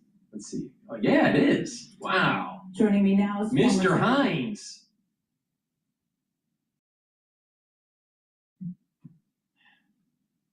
He's gonna school Trump on how to deal with Iran.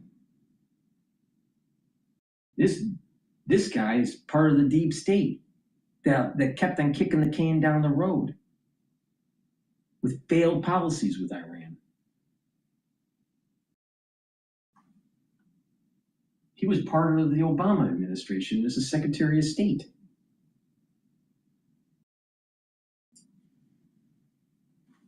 State, former senator, and former chairman of the Foreign Relations Committee, and former Democratic presidential nominee. He has quite a resume. John Kerry, also my former boss. It's great to see you. Yeah, my former boss. Yeah. Thank you, Jen. It's great to be with you. Thank you. I'm still waiting for the circle back. You know, the 10,000 times she said that she was going to circle back and tell the press corps what was actually going on with Biden. We're still waiting for that. Lovely.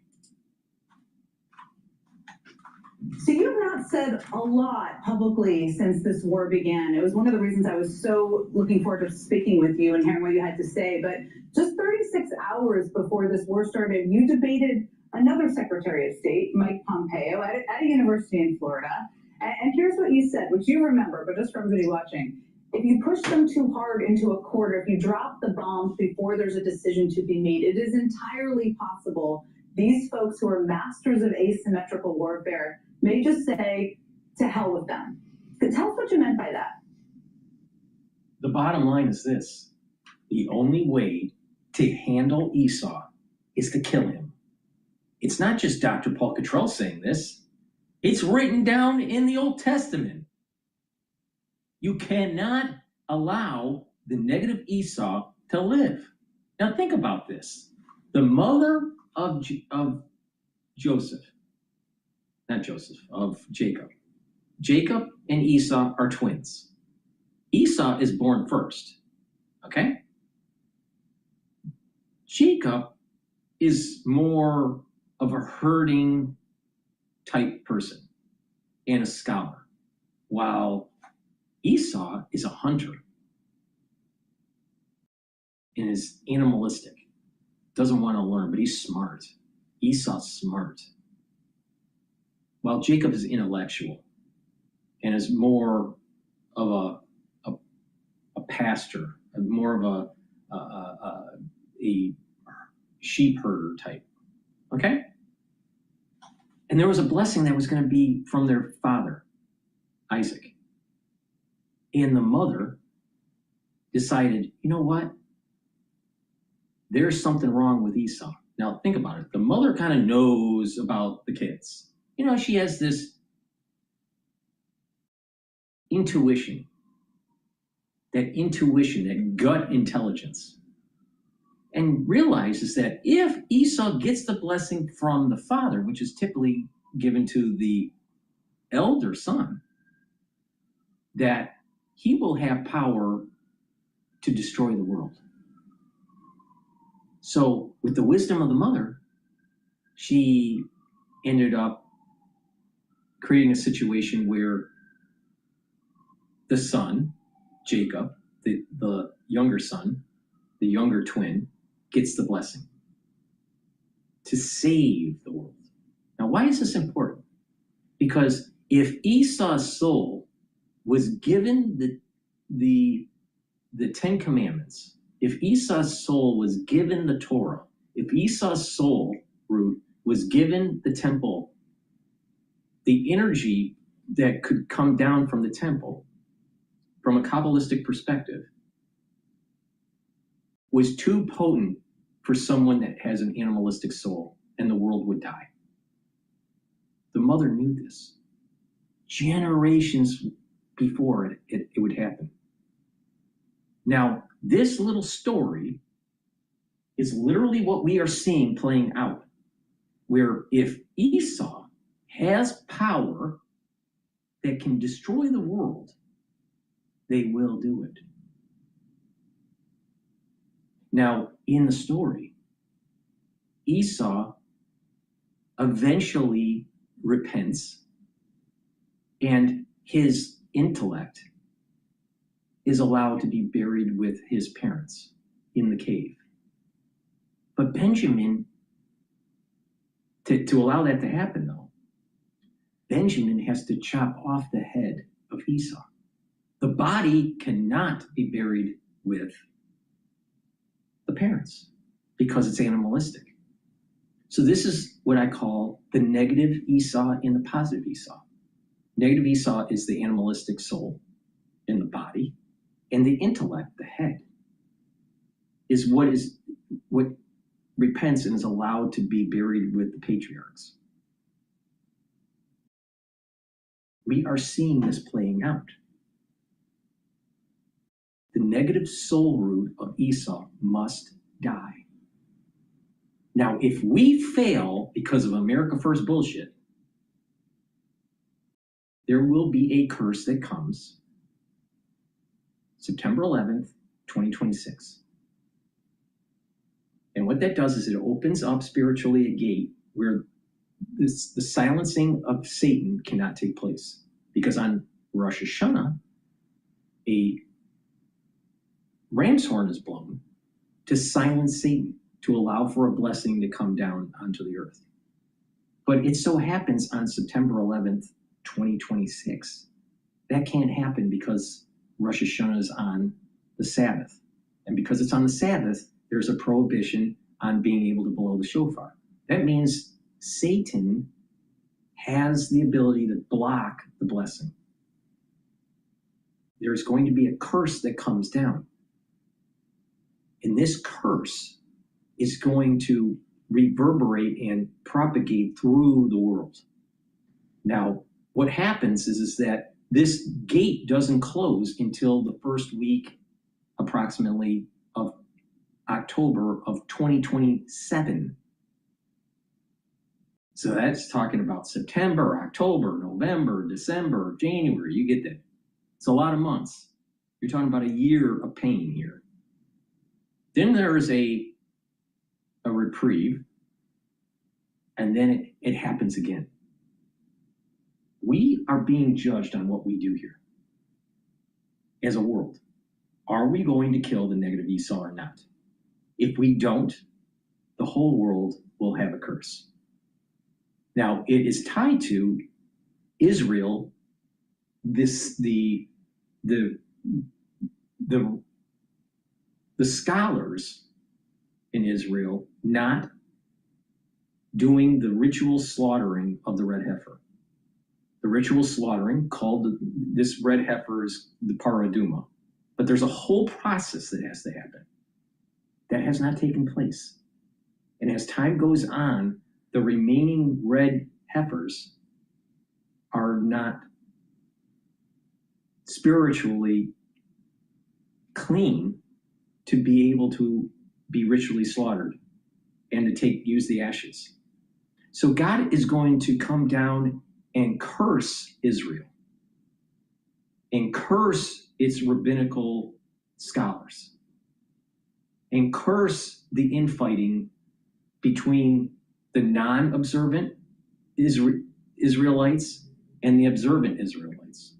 God is going to come down and curse the Jews and the Muslims for their infighting.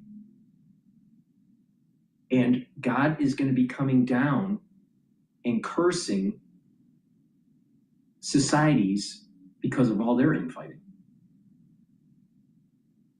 And each day that was starting to show us in the news and in our own lives, since October 7th of 2023, was a warning. Get your act together. Get your act together. Do the right thing. Make the world a peaceful place. But don't forget that negative Esau has to die. But what happens is that there are people that are willing to kill negative Esau. And they think they're doing the right thing. But they don't realize they're doing the wrong thing and ushering in the curse that's going to be coming. So to stop this curse from coming on September 11th of 2026, and that curse doesn't end until October of 2027, Iran needs to be destroyed. I'm not making this up. This has been written down for a long time. And unfortunately, the scholars in Israel did not slaughter the red heifer to prepare for this process. So everyone in this world is going to be cursed. And no matter how much that you think you're going to prepare for this, you will have an Achilles heel. No one will be unscathed. That's the problem that we have with these technocrats. This problem with Iran is biblical. This is not some sort of geopolitical, energy-only kind of thing. Now you'll have the atheists that say, "Oh, that's just fancy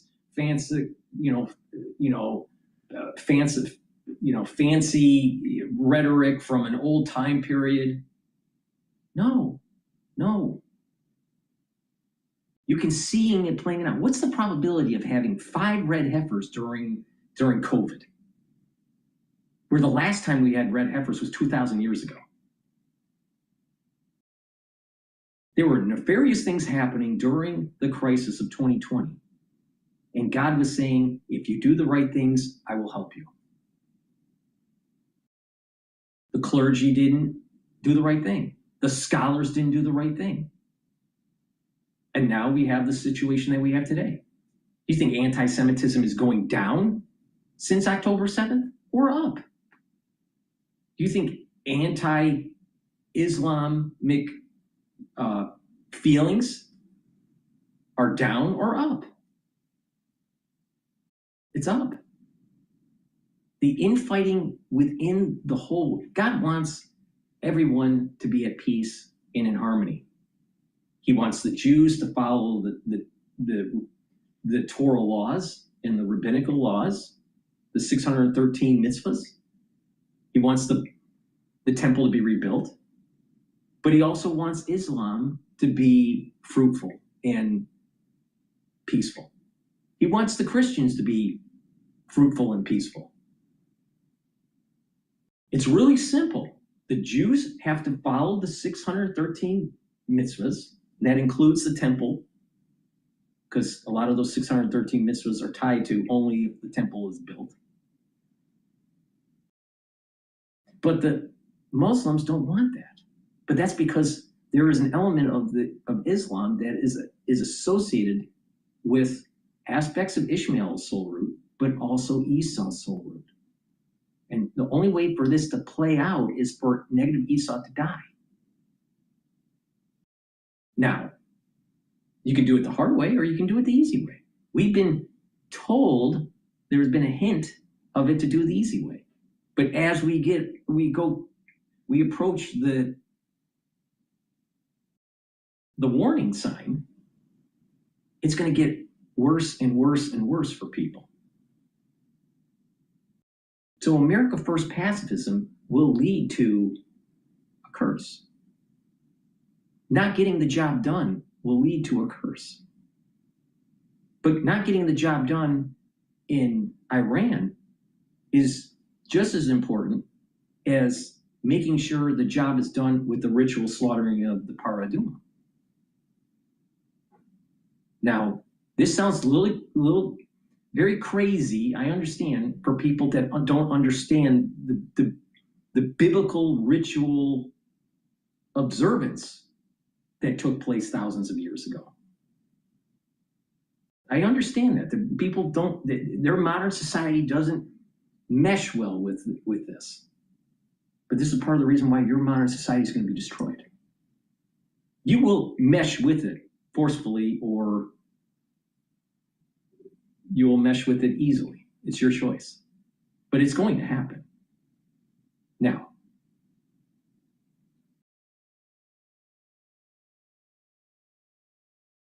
with the individuals that are not Jewish, the only thing you need to do is certain laws. Some people call them the Noahide laws. There are certain laws that need to be done. Now, within them are basically the core of your religion, the core of Christianity, or the core of Islam. So as long as, though, you can have other laws around the Noahide laws, there's nothing wrong with that. But you're going to be judged based on the Noahide laws.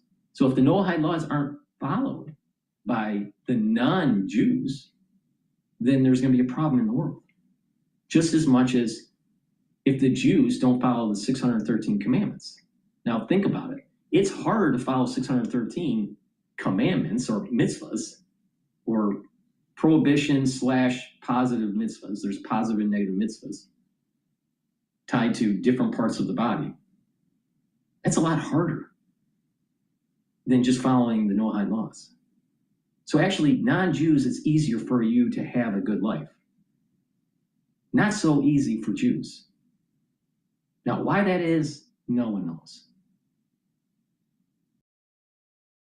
But the thing is that everybody in the world is failing. Everybody, including the Jews, the Christians, the Muslims, the Americans, everybody. The Chinese, the Iranians. And if we don't solve this problem and kill negative Esau, the whole world will have a curse. But what's Kerry going to do? What's Kerry going to tell us? He's part of this intelligentsia, the deep state. Hell, he's skull and bones.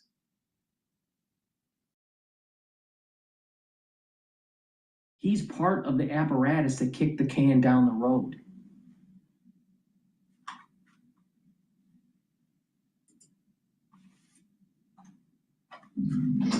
Well, I meant that there are unforeseen options available to Iran, which they've been able to play enormously effectively. But the most, genuinely, what's missing from this discussion is the reality that this is a war that absolutely, positively did not have to take place. Mm-hmm. And so we're here where we are today, with the global economy threatened, with masses amount of dislocation. Now this is the point. This is the part that proves my point. Where this curse is going to start to emerge. There's going to be many aspects what we could call plagues. All right, just like in the Old Testament, you're going to have many aspects where things are starting to break down. Lack of food, lack of water. The economy starts to falter. Inability to get supplies because of a global supply chain starting to be disrupted. See, there's going to be an emergent property that's going to start taking place. You know, he's saying, well, the economy is going to falter and blah, blah, blah. Well, that's part of the curse here, if you don't get it done right. But see, these intellectuals, that's part of the paper belt in the United States along the East Coast. They're saying we can't do anything because it may affect the economy. But they don't realize that there's going to be a feedback loop with this complex situation here. There's like a metaphysical feedback loop. All right? And that feedback loop is because of inaction, you will have a poor economy. Watch. Think about it. And people are already sensing it. People are already sensing like something doesn't seem right. People are already having a gut feeling something's not right here. Now, some people are more intuitive. They are more sensitive to this and they can pick it up. Some people are picking up even more than I'm picking it up. But the thing is that it's happening. And the very thing on why he's saying not to do it is the very reason why you need to do it.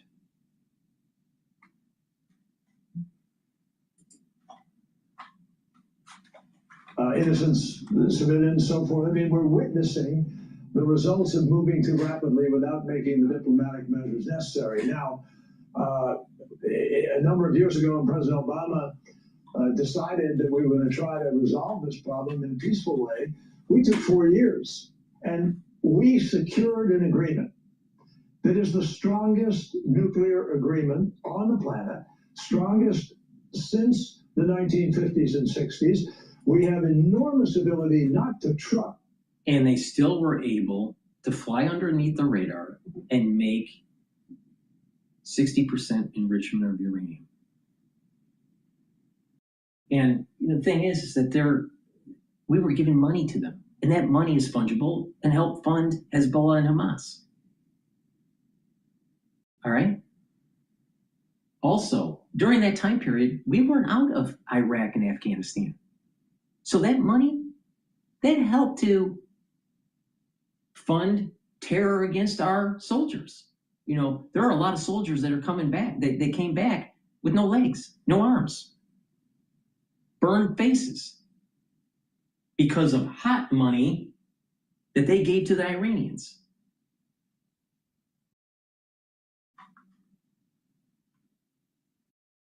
No one's talking about that. Why was it that they were able to enrich the uranium higher than what was needed for civilian use? Why did they allow that? Kick the can down the road and a curse will come. This is all before October 7th, all before all the anti-Semitism, all before the anti-Islam. This is all before we start seeing massive waves of Muslims going into Europe and changing the culture. Is Germany German? Is France French? Is Britain British? No, it's not.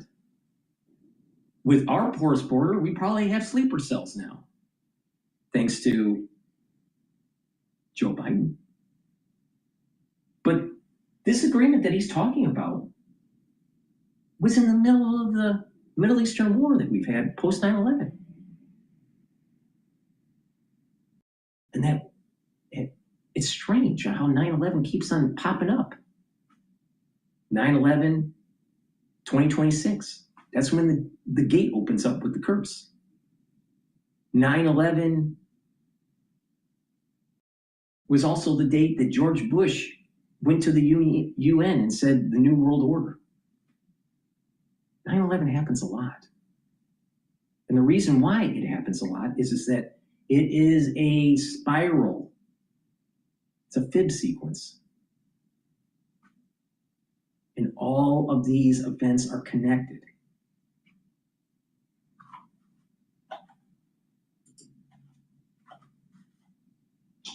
But to verify, so the tragedy of a president coming in after the United States did not fully keep its own side of the agreement of lifting all the sanctions, you wound up with now a situation where you have killed the father, killed the wife, killed the brother. The Ayatollah, we are told, the new one is tougher, more conservative, and now the bombing has taken place.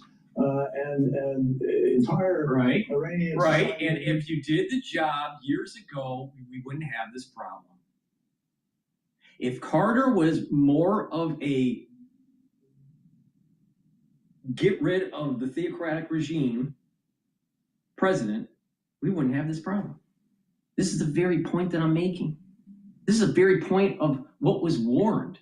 If you're afraid to get the job done, something bad will happen. One is one of those warnings in the Old Testament, maybe in the New Testament too, I don't know. But there's a warning in the Old Testament. The Jews are told by God to do something, and they're afraid to do it, and what happens? Bad things. And those bad things happen not just immediately, those bad things happen generationally. And then they have to repent generationally to try to undo what was supposed to be done. You know, so they're told, you need to advance or you need to do these things, and the Jewish people say, no, we're afraid. God kind of tries to coach them a little bit. They resist, and then there is a curse that comes down, for lack of a better term. And what happens is generationally, they go in a different path, and they have to repent and do tshuva, which is a term of like repentance, to get back to the point where you're able to make that decision again. The same thing is happening here. We had the moments in time where we could have done the right thing, but we didn't. And therefore, because we were afraid, because of the Cold War and whatever, but we were afraid, and we now generationally are having this problem.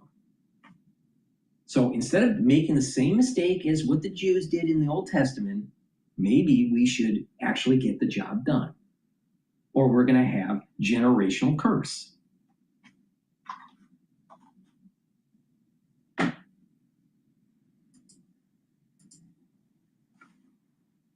Have been really put under, extraordinary tension. So, where do you go from here? The Straits of Hormuz are now in the control of Iran, which they weren't in the same way before this started. So we wound up after these and weeks by of not, and what was the reason why? See, the deep state's going to say, well, Trump got into the war, and therefore, now they've been emboldened. The Iranians are emboldened to take over the strait and charge a toll. And it's all Trump's fault. No. You're seeing this the wrong way. Because Trump didn't go far enough and destroy them, God is slowly emerging the curse on the whole world. It's not Trump's fault. It's mankind. It's Trump's fault for not getting the job done, not going all the way. But this is in an emergent property that's been happening for decades. His solution was a Band-Aid. Put a Band-Aid on negative Esau. Now, spiritually, why is this trying to get rid of Esau so hard? Why is it? Satan, gets an energy force. Satan cannot live without something evil or something bad as an energy force. But if you get rid of the negative Esau on this plane, then there's good and not evil. And therefore, Satan doesn't have that energy force and starts to shrink. But if Satan can convince people to keep negative Esau alive, then Satan, the parasite, can stay alive. And Satan is like the highest IQ being there is other than God. And the thing is that maybe being isn't the right word, but some spiritual energy or spiritual entity. But it's convincing people not to do the right thing so Satan can stay alive. But this was warned. It goes all the way back to the animalistic soul of Esau in the womb. And when they were born, the mother, whoever it was, Rebecca or I don't know, I don't even know what the mother was, the name of the mother. But the thing is, the mother decided Esau cannot have the blessing because he's crazy. Now, fast forward to 2026. Iran cannot have a nuclear weapon because they're fucking crazy. Now, who's going to step up? What nation state's going to step up? What group of people in the world are going to step up and act like the mother, going all the way back to the Old Testament, where they made the right decision and made sure that Esau did not get the blessing?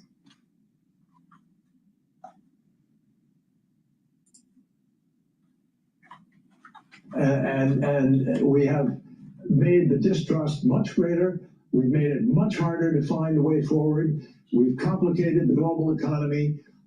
People, average folks in our country are paying so much more now for goods, and that inflation will continue even if the war ended. Now think about it.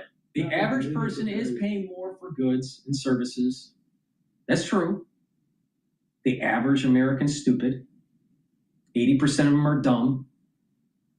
20% actually move the society forward.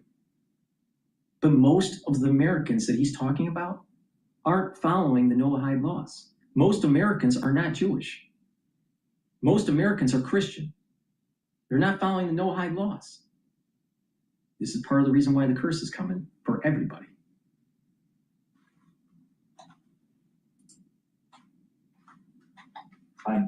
So we, by any standard of how you measure good diplomacy, good leadership, leading a nation in a time of war, this administration has been haphazard, sloppy, putting out maybe a 10-point plan. Oh no, there's a 15-point plan. Oh no, nobody can admit exactly what's in either plan. That is not the way you lead the most powerful military on the planet. I have so many follow-up questions to ask you about. Let me just start with this. I mean, we're at this point. There's a direct line to. We had a lot of follow-up questions when you were the press secretary, but you never seemed to answer them. Please go to my store, the-studio-reykjavik.com, and get the structural nanosilver soaps. You can get it in peppermint and also in lemongrass. Very high quality. Use them every day, and it'll help with your pores, help with the health of your skin, and it neutralizes because it has structural nanosilver. Super important. And also, please go to my store and get the digestive enzyme complex. Digestive enzyme complex will help to break up the proteins, carbohydrates, and lipids and reduce the load on your pancreas. That's super important because once you turn about age 40, your pancreas doesn't perform as well as it used to. And you don't want to be a Steve Jobs because you'll be 6 feet under. Now, please go to my store, get the digestive enzyme complex, help the health of your pancreas, and by taking this regularly, you'll be able to absorb your nutrients better, breaks up carbohydrates, proteins, and lipids. It also has bromelain to help break up clots, and it has the proteolytic enzymes to break up glycoproteins, which is super important during the crisis that we went through in 2020. It's super important to take during the cold season. It's amazing. I kept on telling people, digestive enzyme complex, might want to take it during the crisis.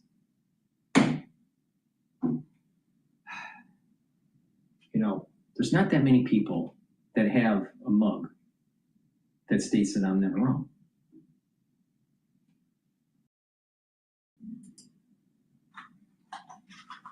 Donald Trump ripping up the JCPOA back in 2018 and where we are today. And now where we are is a ceasefire has fallen apart. And there's a U.S. delegation led by the vice president that's going to be headed to Pakistan to attempt to negotiate, I guess, an off-ramp. But the question I have for you, you've sat across from the Iranians perhaps more than anyone else at the cabinet level. When they go into these negotiations, the Iranians, to your point, are in a much different posture now. They're controlling the strait. They have much more leverage.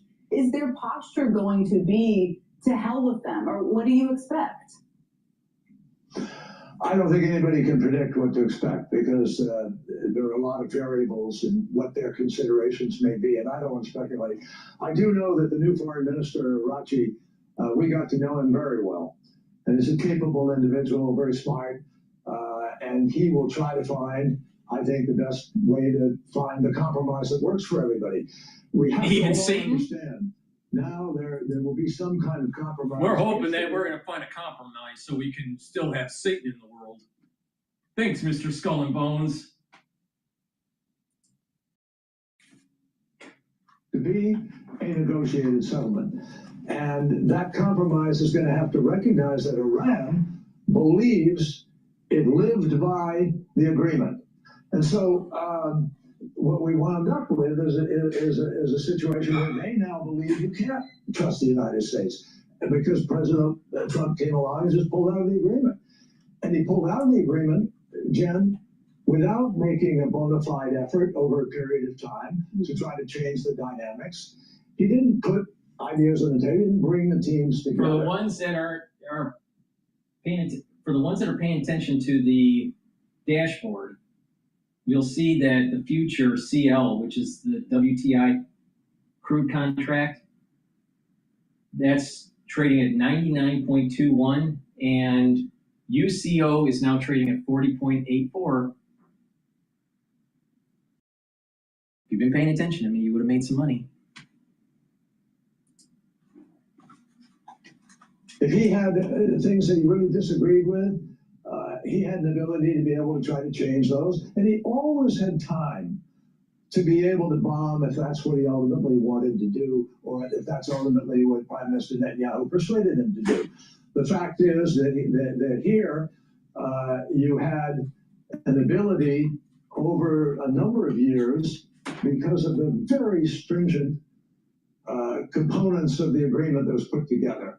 So I think we're going to have to overcome a massive credibility gap, and we're going to have to resolve the Straits of Hormuz, because I don't see how President Trump or how anybody leaves. All the United States needs to do, don't be hubris, don't be fearful, and don't care about what the international community thinks.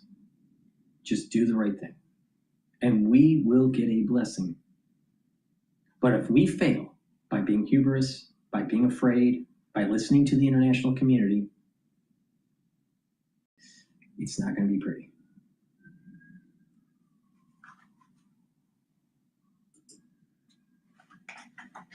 Trades to be controlled by Iran, which they were not before we began this war.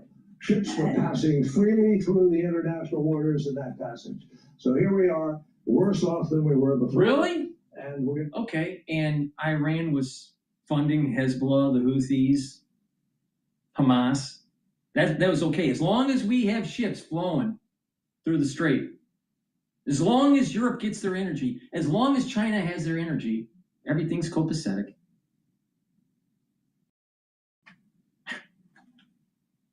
Maybe having control of the spigot by the United States is super important against the war effort against China. You ever wonder about that? But if you're a globalist, if you're a transnational capitalist, do you want America to be successful against China? No. You want China to rise. You know, you heard the phrase, the 21st century is going to be owned by China. Well, I got a problem with that. I'm American. I'm America First expansionist, not an America First pacifist.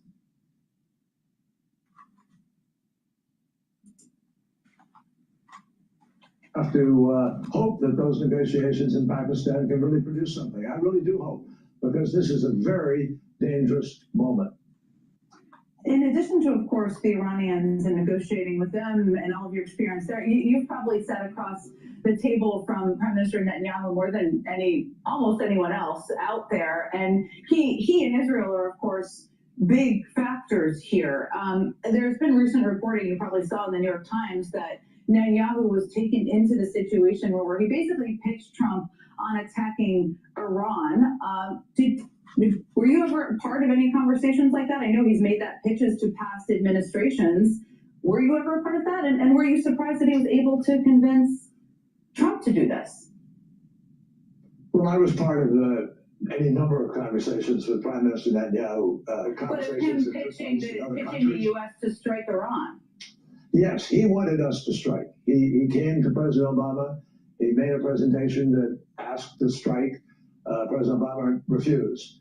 President Biden refused. President Bush refused. The only president who has agreed to this, obviously, is President Trump. And it's really interesting. I read that article. Yeah, it's really interesting that we have a chance to knock out negative Esau, and we have a bunch of pussy presidents before that are afraid to get the job done. And we wonder why we have such tumultuous times, because we've had leaders that weren't willing to do the right thing. Expediency, some sort of political expediency, some sort of economic expediency. But what that does is it creates the energy and it flips. And so when you don't do the right thing, because you kick the can down the road, it ends up becoming a curse. They were economic expedient. Just don't kick the hornet's nest. Don't push back on Iran. Hell, give them some money so they can make more weapons and fund more terror. No, let's not push back. But what happens is because of that economic expediency, because you're worried, by not getting the job done, it ends up creating more of a negative economic feedback. The result is worse. The magnitude of the problem gets bigger. That is the failure of the paper belt. That is the failure of the intelligentsia of the East Coast. That is why the Washington consensus is failing. Failing.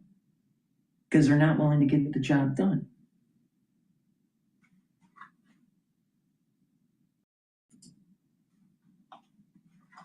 Seems like good reporting. And they said that he went around the room and asked everybody their opinions, obviously. Prime Minister Netanyahu made a basically 4-point pitch, saying that they could kill the leadership, they could incite a change of regime, etc. They would destroy the military, etc. Well, they've obviously hurt the military enormously. They have probably some. I mean, most of the Navy is gone. Yeah, our guys are good. And let me be clear about this. Those of us who are opposed to this war starting the way that it did and starting at all, don't have a doubt about the strength of the American military and our capacity to be able to do absolutely remarkable things. And I am in awe of them. But the fact is that there was no imminent threat. There just wasn't an imminent threat. And even the administration... When do you define imminent? When they launch a nuclear missile at Washington, D.C. or Boston or New York? What about the land of the fruits and nuts in California? What if they decide to blow up, I don't know, L.A., San Francisco? Is that when it's imminent? It's too late then. It's too late.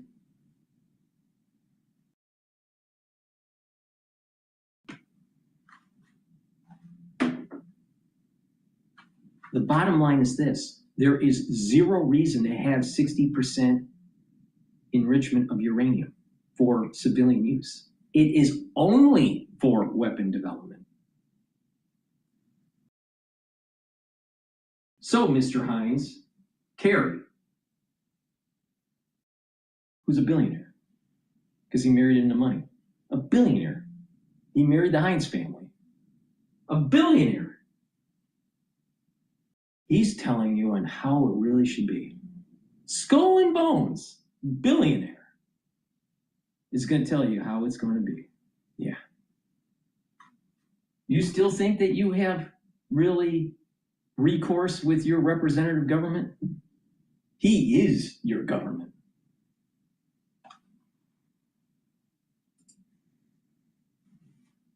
Months telling us they have obliterated the entire program. Mm-hmm. So on the one hand, they obliterate the program, and the next hand, they're telling you one day on a Saturday, oh, by the way, there's an imminent nuclear threat. I think everybody can And there understand. were negotiations that were taking place, and the Iranians said, we have enough enrichment for 11 bombs. Well, that kind of scares the shit out of you, doesn't it?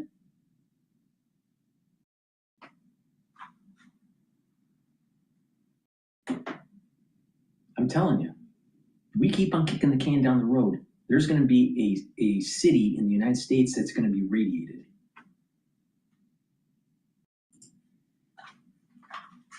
The meeting was quite remarkable. They went around the table. The prime minister made his offerings about what would happen, and the president said, sounds good to me. Sounds good to me. And why do you think it worked with him? Why do you think it worked with Trump? Now, especially, he's been talking about wanting to strike Iran for a long time. I really can't speculate. I'm not going to. You know, I mean, a lot of odd things have happened over a period of time. President Trump went to Russia and a long meeting with President Putin and came out of that meeting and said, Russia says it didn't do it. And literally stepped on the entire intelligence community of the United States. That's a Well, first. you know, 90% of the intelligence by our intelligence community is just faulty. Maybe 10% is good, but 90% they're wrong. Now, they were with JSOC, you know, they were involved in the extraction of the weapons specialist from the F-15E. All right, great. Finally, they did something right. But let's not forget, it was the CIA and the overthrow of the Shah that led to this big problem that we have in Iran. The CIA started this bullshit.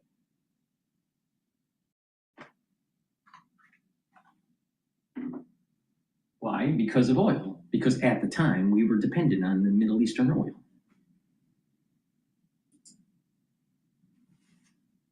For any president of the United States.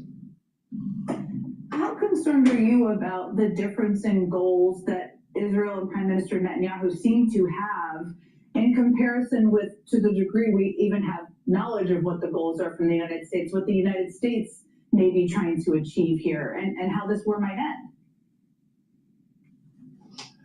Well, I think, unfortunately, Jen, and I really mean unfortunately, there seems to be a war plan that's unfolding on an ongoing basis.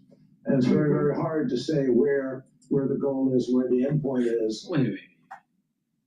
The war plan was developed in Biden's administration. And as the war progresses, of course, you're going to have to update the war plan. Now, the war plan has a strategic component and a tactical component. The tactical is going to be more updated than the strategic. But this has been in the works for 5 years. Some people would say going all the way back to George Bush Jr. Because if things worked out in Iraq and Afghanistan, it would have been a two-front war against Iran. We would have been able to do a pincer. Now, it would be difficult because of the terrain, you know, but it could have been done. That was kind of like the goal, to slowly go in, contain, and then take out Iran. It didn't work. Big part of that was because of that IUDs that were blowing up in Iraq and Afghanistan. And so our will was diminished. Iran funded those. So let's kind of like look at the whole history of this. Now, again, we screwed up with the CIA with trying to overthrow the Shah because he took over the oil. And we thought we were going to be able to control, you know, some sort of theocratic regime, which, you know, this is the reason why the agencies have a tendency to screw things up in the world.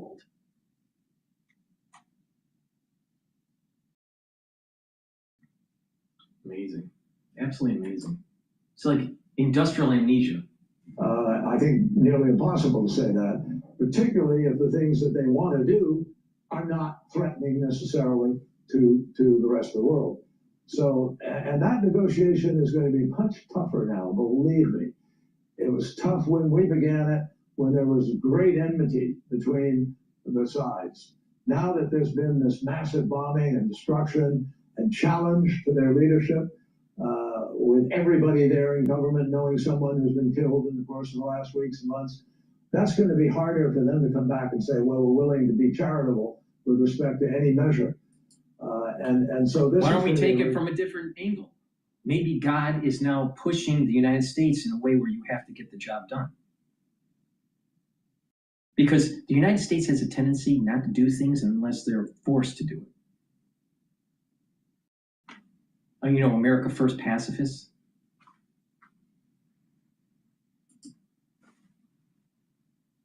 Serious and I think difficult negotiation to have. Now we have to have it, and we have to find a way forward. And by the way, when you say trust, our motto was not trust but verify. Our motto was don't trust and verify. And that's the way I think our agreement came out. You didn't rely on trust. You relied on our eyes on the prize, our eyes on the uranium, our eyes on the centrifuges, and daily inspections, and the International Atomic Energy Agency certifying to all countries what was happening. It's a very... But that's all nice and lovely. But the bottom line is this. Why did Iran be able to accumulate over the decades enough enrichment of uranium where they can have a breakout very quickly to build a bomb? They should never have had that much under any president. It's as simple. It's as simple as this. Hopefully Trump is listening. I'm sure he's not, but you know, maybe he listens. Maybe this will get out and he'll, you know, be on Air Force One watching. Trump, listen to me. All you got to do is tell the international community the United States is no way in hell going to allow any enrichment of uranium in Iran. And we're either going to take it forcefully or you're going to give it to us. It's your choice, the countdown. And give it an X amount number of days.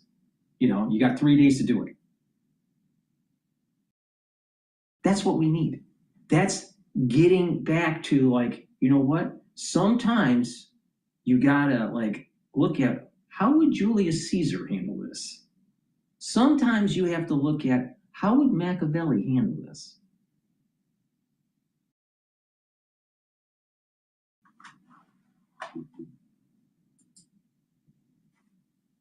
Strong agreement, sadly walked away from, not for substantive reasons, but because President Obama did it. Obama was a failed president. Absolute failed president. Please go to my store, the-studio-reykjavik.com. Get the magnesium and zinc. This will boost up your immune system and help with brain function. Magnesium is super important for brain function. And there are going to be many people that get early onset of dementia because of their lifestyle choices and because of the aftershock of 2020. So pay attention to me in these broadcasts. Take certain supplements to help boost up that brain function. Vitamin C and magnesium helps with your skin, helps to boost up your immune system, and helps with the brain function. You can take them together, and magnesium helps the efficacy of vitamin D3. Now, what is vitamin D3 for you? All right, it's going to help with gene expression. It's a gene expression cofactor, so your cells perform properly. It also helps your cardiovascular health, and it will help to get rid of cells that need to go into apoptosis if they're infected. It'll help with brain. It will help with the brain, and also it will help with the bones. It'll help to build denser bones. So by improving your cardiovascular health, you're getting better blood flow to the brain. That's really important to give your brain the nutrients so those neurons have that positive neuroplasticity.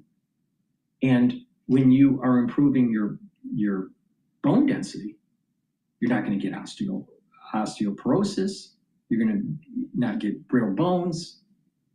But also, what happens is that you're creating a compound called osteocalcin. And osteocalcin is neuroprotective. Now, there's more research going on exactly all the mechanisms, but higher levels of osteocalcin and denser bone does correlate to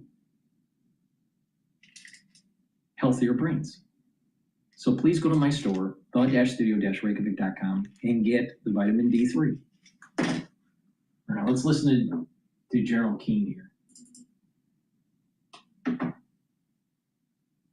Local tax experts are here. Now you can meet with a TurboTax expert in your community. They can do your taxes for you and get you every dollar you deserve. Local tax experts are here. Hand off your taxes with confidence.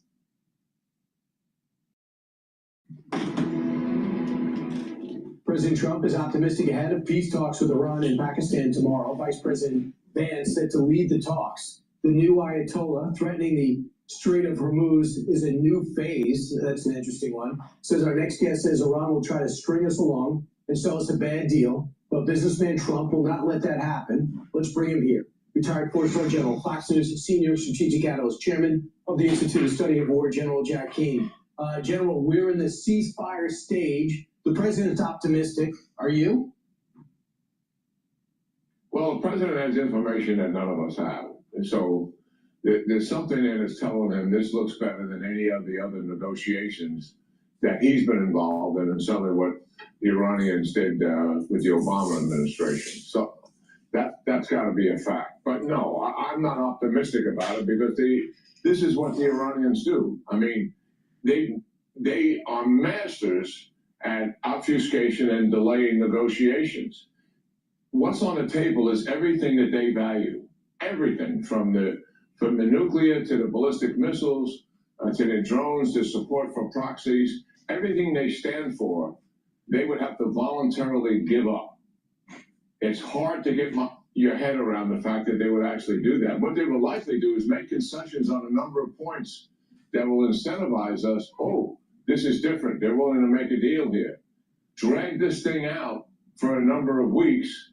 And why do they want to drag it out? Well, because they don't want us to go back and reattack. And the longer there is lower oil prices, the lower there's less economic pain, the longer there's less political pressure, it makes it that much tougher in their minds for the administration to go back and finish the job militarily. That, I believe, is really their strategy. And they're very clever at doing this. They're actually better at this than they are at fighting. And the history speaks for itself. And the other thing is, whatever the deal is, Brian, let's say we actually get to something and they're signing papers. Can we really trust these guys going forward? Absolutely. I don't think so. So General, what are options? So we have to be prepared. Yeah, we got to be prepared. And I know our forces can open up that strait and protect the ships going through it. People are hand-wringing about a drone here and a missile there, and it's not going to take anything to stop it. They don't understand the plan, all right, and the details of the plan. The United States military can secure, define space that's moving through the straits, put an absolute air cap and an air bubble around all of that, and make certain that anything that tries to penetrate it is going to be defeated. My God, we've been protecting our own ships against Iranians who've been firing on them for weeks. We can certainly do this. It's considered to be more limited than that. Admittedly, they have a whole shoreline to fire from, but you think we're actually going to let anybody come close to that shoreline? We'll have Apache helicopters up, surveillance up. We know how to do this. Right. It's not that big of a deal. So I'm not saying it's not challenging. I'm not saying there isn't some risk associated with it. Risk associated with every. What he's saying is exactly what I've been saying, but in a different way. Don't be fearful. Don't be hubris. And don't care about what the international community is telling you to do. And just get the job done. And we will be victors in this.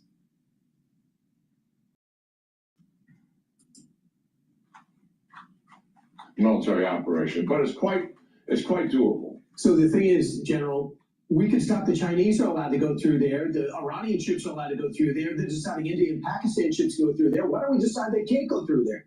Why don't we can do this to leave them in charge while charging people extortion is not something that anybody can tolerate.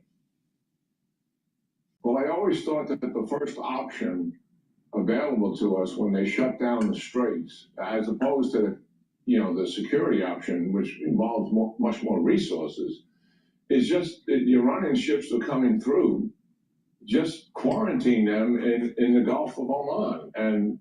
And talking to our military guys, it wasn't a big deal. They can do it. They did it off the coast of Venezuela as well. And the other thing we could do, because a lot of those ships would be China, they depend on Persian Gulf oil. I mean, they would be strapped if we did something like that. The president calls Xi and says, look, Iran is forcing us our hand here. This is something I don't want to do, but I got to do it because I got to get the straits open. And that's the reality of it. And you're going to have to pay a price. What I'd like you to do is dial up the Iranians and tell them to knock it off. I'm not telling you to tell them to stop opposing us. I'm just telling you to knock off closing the straits. I think that's a feasible strategy. And if we continue to have problems with them, I think that's the strategy we should exercise first, even before we go to the military option of conducting secure convoys through the straits. Yeah. It's going to be a big 2 weeks. It's going to be a big weekend. J.D. Vance is in charge, but there's no way they can remain in charge of the Strait of Hormuz. It's even bigger than the Persian Gulf. Go ahead, General. Thanks so much. One final point. Listen, President Trump is not going to make a bad deal here. As much as he thinks there's a good deal coming, doesn't know for sure until it's on the table and one of the verification process. He knows these guys are liars and cheaters. Listen, nobody has negotiated more with this regime than this president. And this is the only president who's ever taken them on consequentially in terms of military operations, for a fact. Right. So he knows what he's dealing with here. And I've got confidence he is not going to make a bad deal here after all the sacrifices that we made going forward here. So my bet is on that outcome for sure. No bad deal, and we may find ourselves having to go back to military operations and finish this once and for all. Yeah, finally. In that respect, I actually favor it, because then we're not throwing the regime a lifeline financially. Any deal we get into, we got to remove sanctions, freeze billions of dollars of assets. The regime is not going to recover immediately, but they are going to recover with that kind of financial assistance. General, good point. It's everyone's going to be watching. We can't let it end the way it is right now. General, check. All right, so we're going to go now, because I'm fair and balanced. We're going to go to the Trump report and how batshit crazy Trump is, right? Because of course the liberals are going to, try to find something wrong with Trump. Please go to my store, the-studio-reykjavik.com. Get the omega-3. This will bring down inflammation and help you to control your lipid profile. By bringing down inflammation, bringing down LDL levels, increasing your HDL levels, you're reducing plaque formation. That's super important. Please take my advice. Go to my store, the-studio-reykjavik.com. Take the omega-3 every day to improve your heart health. My brother died from heart disease. All right? He died young. He died at age 36. Too young. All right? You don't need to be a victim. All right? You can take charge of your health by applying a holistic approach, stacking the supplements the way I'm telling you to, change your lifestyle, and get healthy. Please go to my store, the-studio-reykjavik.com, and get the omega-3. All right, let's listen in a little bit. We're not going to play the whole thing. This guy, this Scott Lucas, he hates Trump. He absolutely hates Trump. Right? There's nothing that Trump can say that's right. Let's play a little bit of this dipshit. Dude, unfiltered does not mean what you think it does here. Unfiltered means batshit crazy. Okay, this is not a logical approach he's taking. This is not some type of clever diplomacy he's doing. This is not some type of master politics that's going on here. He just simply is shouting. Now, do you trust Scott Lucas about this? All right, this is the same guy that literally wants negative Esau to stay alive because he's liberal. All right, now let me get this straight here. Trump is a blessed individual. Now, blessings come from God. I suspect that Scott Lucas is not blessed. Not nowhere near as much as Trump is. Very few people are blessed like Trump. And who knows why? We'll never know why. All right? Should he have been blessed? I would say no, but but he is blessed. Do you want to go against that blessing? Do you want to put your bet against Trump? I mean, look at what this guy went through. So many years, decades. This guy's a fighter. And he fights even better when he is the underdog. Now, Scott Lucas, he knows better because he's an intellectual. Trump's not an intellectual. I'm willing to bet that Trump hasn't read a full book cover to cover in decades. But Trump is blessed. It's better to be lucky than good. Because you can be good and not perform. But if you're lucky, you're performing. All right? Trump's lucky. Trump's blessed. It's not wise to go against that.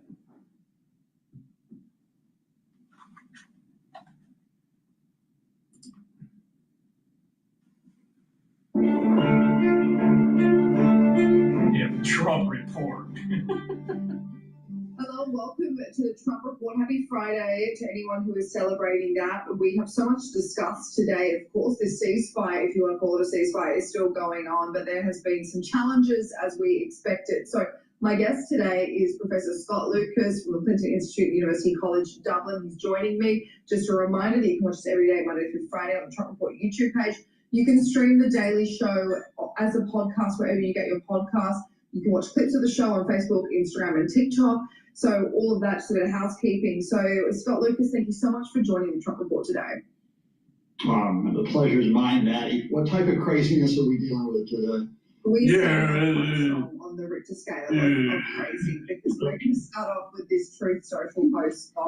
Trump has gone after some longtime supporters of him who have publicly been calling out the war in Iran. Now, it's not that weird for longtime allies such as Megyn Kelly, Tucker Carlson, Candace Owens, Alex Jones. They were the ones on his hit list on Thursday.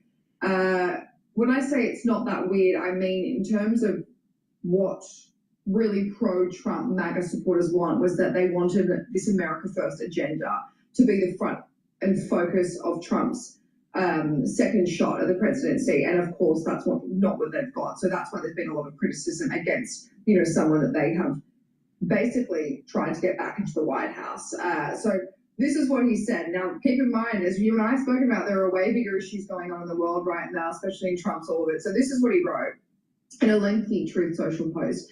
He said, I know why Tucker Carlson, Megyn Kelly, Candace Owens, and Alex Jones have all been fighting me for years, especially by the fact that they think it is wonderful for Iran, the number one state sponsor of terror, to have a nuclear weapon, because they have one thing in common: low IQs. They're stupid people, they know it, their families know it, and everyone else knows it too. Look at their past, look at their record, they don't know what it takes, they never did. They've all been thrown off television, lost their shows, aren't invited on TV because nobody cares about them. They're nut jobs, troublemakers, will say anything necessary for some free and cheap publicity. It goes on longer, but then he says Tucker Carlson, who couldn't even finish college, he was a broken man when he got fired from Fox. He's never been the same, perhaps he should go see a psychiatrist. Now, I'm not going to, obviously I'm not going to stand up for everything that some of the hosts have done, but just to put it into focus here, having very successful podcasts is a new way of media, and so no one should be looking down on the work they're doing. But Scott, has Trump completely lost it? Marjorie Taylor Greene, of course, has gone after him, saying that he's completely mad in the midst of a war. He's hysterically raging against a few people that are criticising his decisions. Especially, this criticism comes from the fact that he threatened to take out an entire civilization. So, where are we at, Scott? Well, Maddie, we used to have the scale growing up back in the American South. So we got a Professor Lucas, or Scott Lucas. He's going to tell you how it is because he's so smart.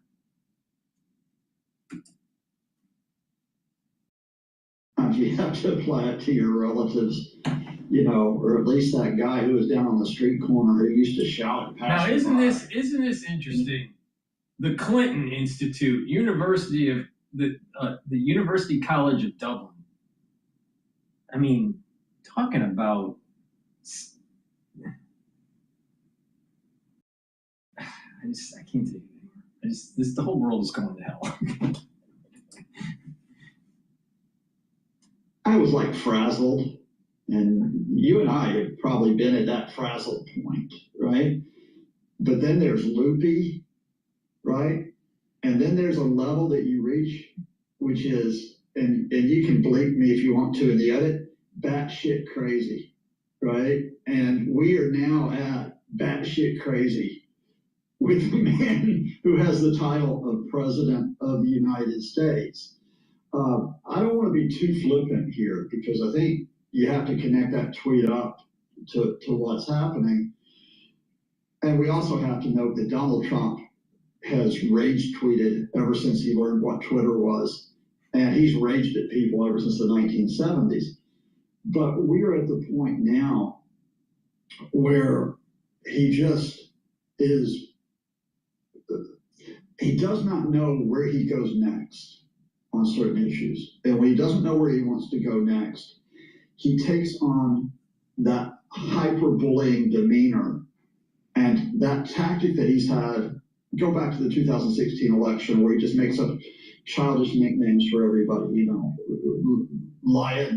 Lion Ted, Little Marco, you know, Crooked Hillary. And now he just applies it to anyone who's calling him out. What makes this tweet so distinctive, of course, is he's calling out people who are former supporters of his. He's just being a New Yorker.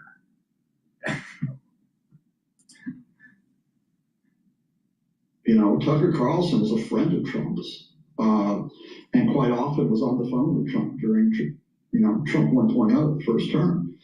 But because of Tucker's break with the administration over Israel and the relationship between U.S. and Israel, and then that's going on through Gaza and now Iran, it's driving Trump mad. Trump has had that relationship with Megyn Kelly, who may not be as well known as Tucker to some folks out there, but, you know, the former Fox TV anchor.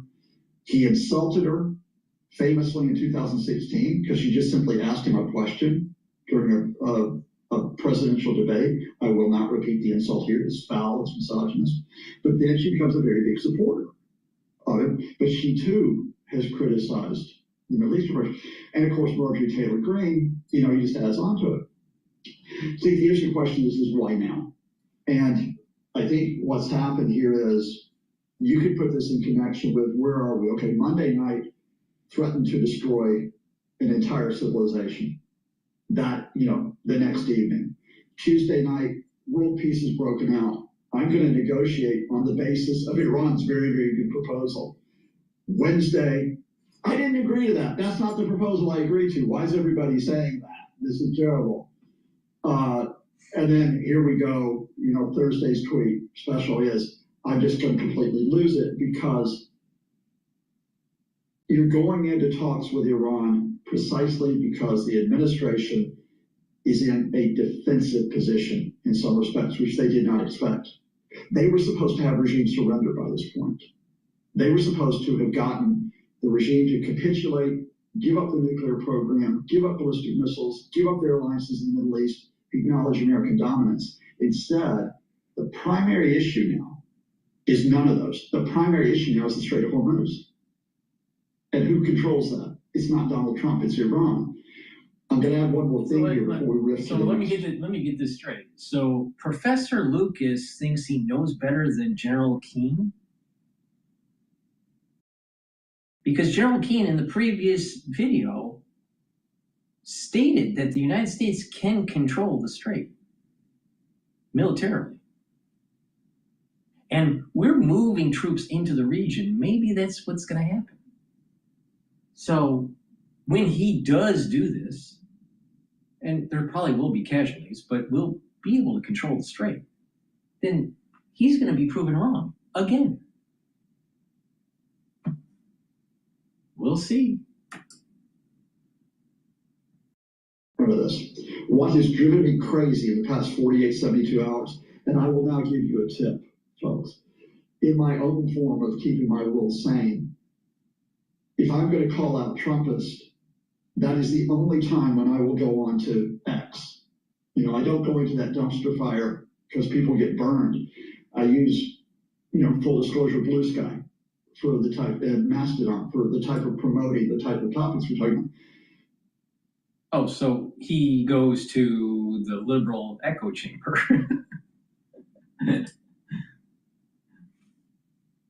But I'll go into X and I'll look at what the Trumpists are saying, and the Trumpists have been saying, he's unfiltered. It's an unfiltered style of diplomacy.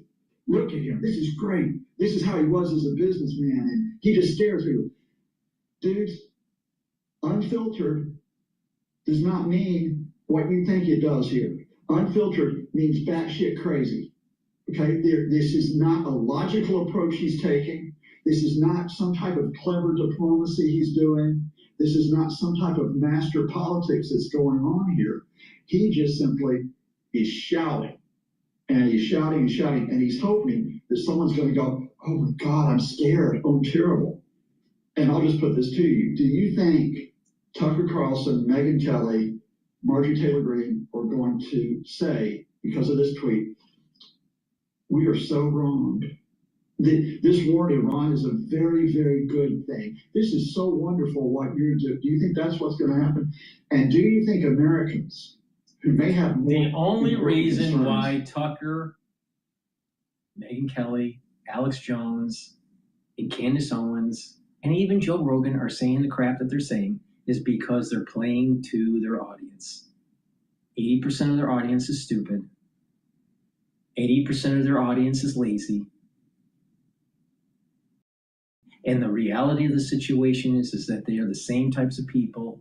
Reason why there's a curse coming. And I've gone into detail on so many videos on what the curse is, how it's going to emerge, why it is, what's the metaphysics. I'm kind of tired of talking about it, but it's so obvious. We'll continue on with this, but please make sure you subscribe to all my channels, because where else are you going to get unvarnished opinions about the bullshit in this world? Make sure that you subscribe to all my channels, Brighteon, Bitchute, and Rumble. You can also follow me on Apple Podcast or Podomatic. You can watch my live streams and listen to my archives on my website, the-studio-reykjavik.com, underneath broadcast.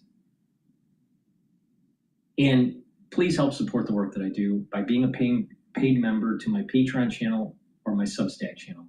You can donate on my website, the-studio-reykjavik.com. You can donate through Stripe, PayPal, or buy me a coffee.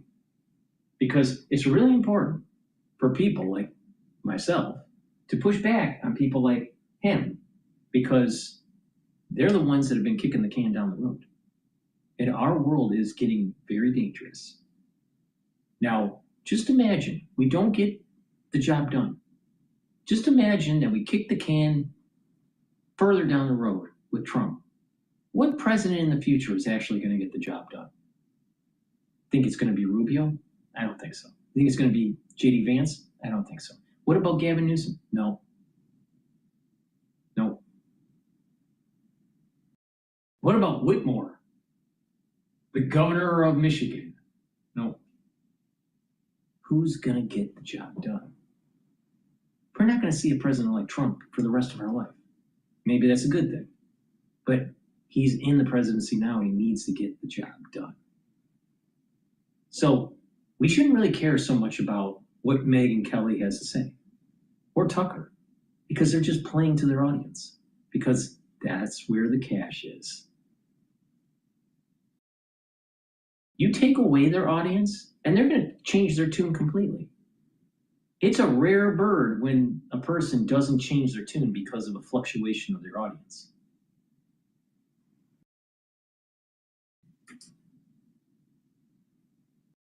Like the cost of gasoline, petrol, like the broader effects on the economy, like the question about whether or not Trump is going to send ground troops in, do you think they're going to turn around and say, we're so sorry for having all of these doubts. We completely trust what you are doing. And as we get through the talks in Islamabad, if they take place this weekend, given the absolute muddle after Trump agreeing to the Iranian conditions and then backing away, it's just going to get even worse over the weekend in terms of the white noise. And the reality is, Scott, is that every president just has to cop criticism from journalists. This isn't isolated to a Republican president. This is every single president. You don't think Obama, God, Biden copped a lot. He was ousted for it. Every single president knows that you just can't win. And you just have to let it go. That's just the reality. But let's get into where we're in with it when it comes to the ceasefire. There is definitely more negative bias from the media on Trump than other recent presidents. For sure, even Biden.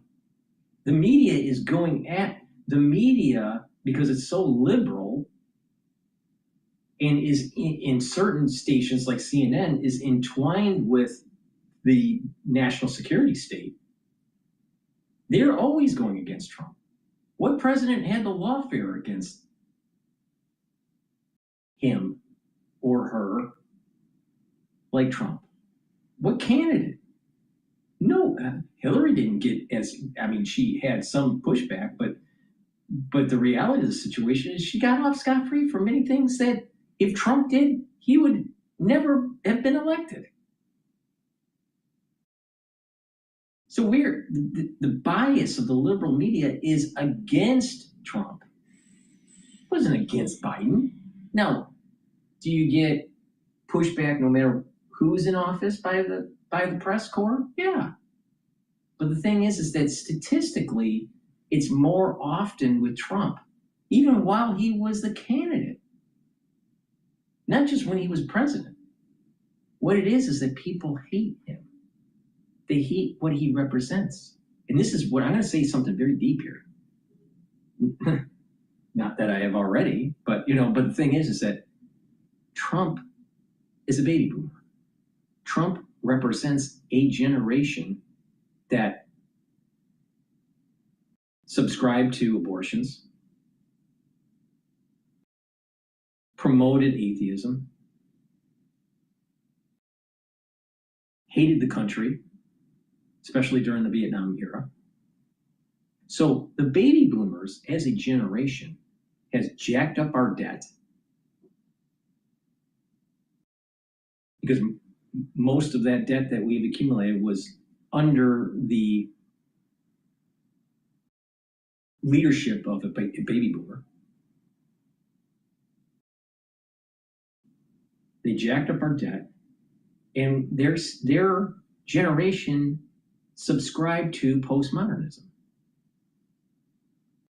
It's a selfish generation that when the country asked for them to serve, they didn't. There's something sinister about the generation. Not everybody in the generation, but just in the aggregate. There's a self-centeredness about the generation.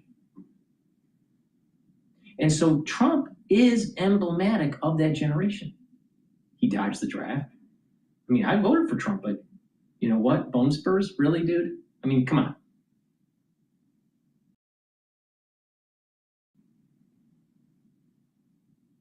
So Trump represents what people hate about the baby boomers. And the baby boomers that are against Trump, they're seeing themselves in the mirror. Trump is the mirror of themselves. The self-centeredness, the egoism, the materialism, the relativism, the postmodernism. Gen X didn't do that. Gen X is more aligned with the greatest generation. Why? Because there hasn't been a modern generation in modern day since World War II. All right? There's not a generation out there except Gen X that has fought for so long. There's no generation. The baby boomers didn't do it. The millennials didn't do it. Gen X is the one that Gen Xers were in the Gulf War. Gen Xers were in the Middle Eastern wars in Iraq and Afghanistan. Some Gen Xers are in this war right now with Iran. You also have millennials that are in this war with Iran. But Gen X is the one that has to pick up the pieces of the baby boomers. And they failed as a generation. And this is the reason why there's so much hate. Because Trump is the baby boomers. And everything bad about them.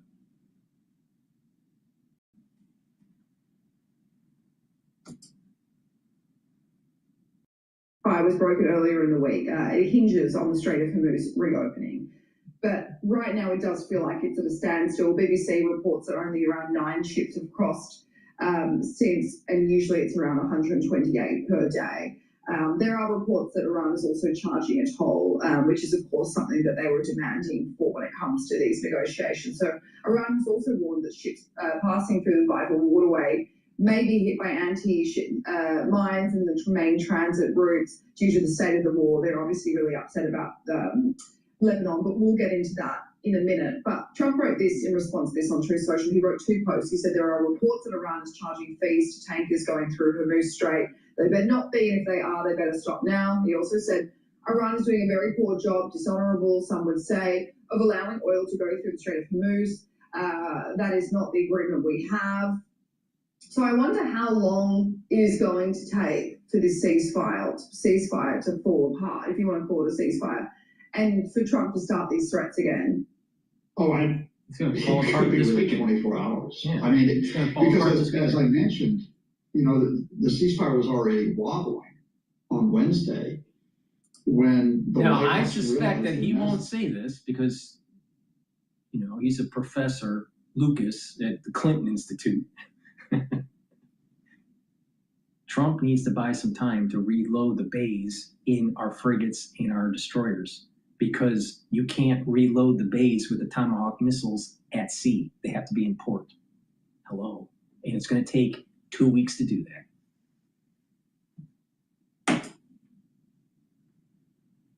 got itself into because it was like, wait a minute, the 10 points that Iran put out, Iran was like, okay, the starting point for these talks will be that we will have a civilian nuclear program.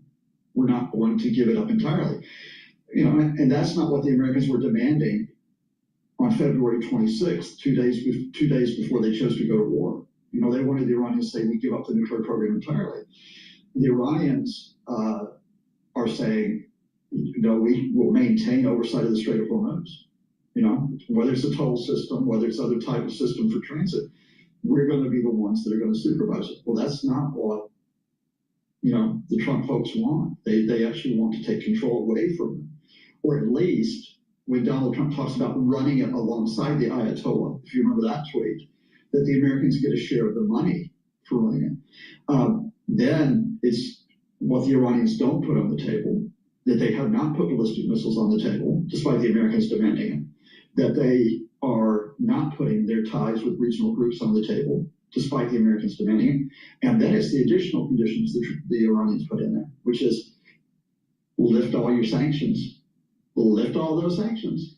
And then and also, as leverage, I think, to get a toll system in the Strait, they're saying, we need compensation for reconstruction for the damage you caused. Now, again, either the White House screwed up badly or Donald Trump just simply only read point 1, which was freedom of navigation in the Strait of Hormuz. And he goes, brilliant, freedom of navigation in the Strait of Hormuz. I've won. I agree that this is the basis for the talks. Instead of the 15-point U.S. ultimatum that they had put to the Iranians just days earlier. And once he gave up that initiative, it just got all kinds of chaotic in terms of getting it back to what is the agenda going to be for these talks. But then you have other layers, if you will, as well. The second layer is who's going to be in charge, who's going to be handling the talks, right? Now, you and I normally have fun because real estate developer Steve Witkoff, Donald Trump's son-in-law Jared Kushner, and yeah, the boys are back in town. And after meeting, by the way, Vladimir Putin's top advisor, Kirill Dmitriev, today, because somehow that's going to solve Russia's invasion on Ukraine to talk to the Kremlin again. They're going to go off to Pakistan. But this time, new figure comes into play, Vice President J.D. Vance. Well, J.D. Vance didn't want this war. Right. You know, J.D. was He's opposed to it. His people made sure that they let the press know he was opposed to it. Even as the... And this is the reason why I'm not a big fan of JD. Why? Because political expedience. Not willing to do the right thing.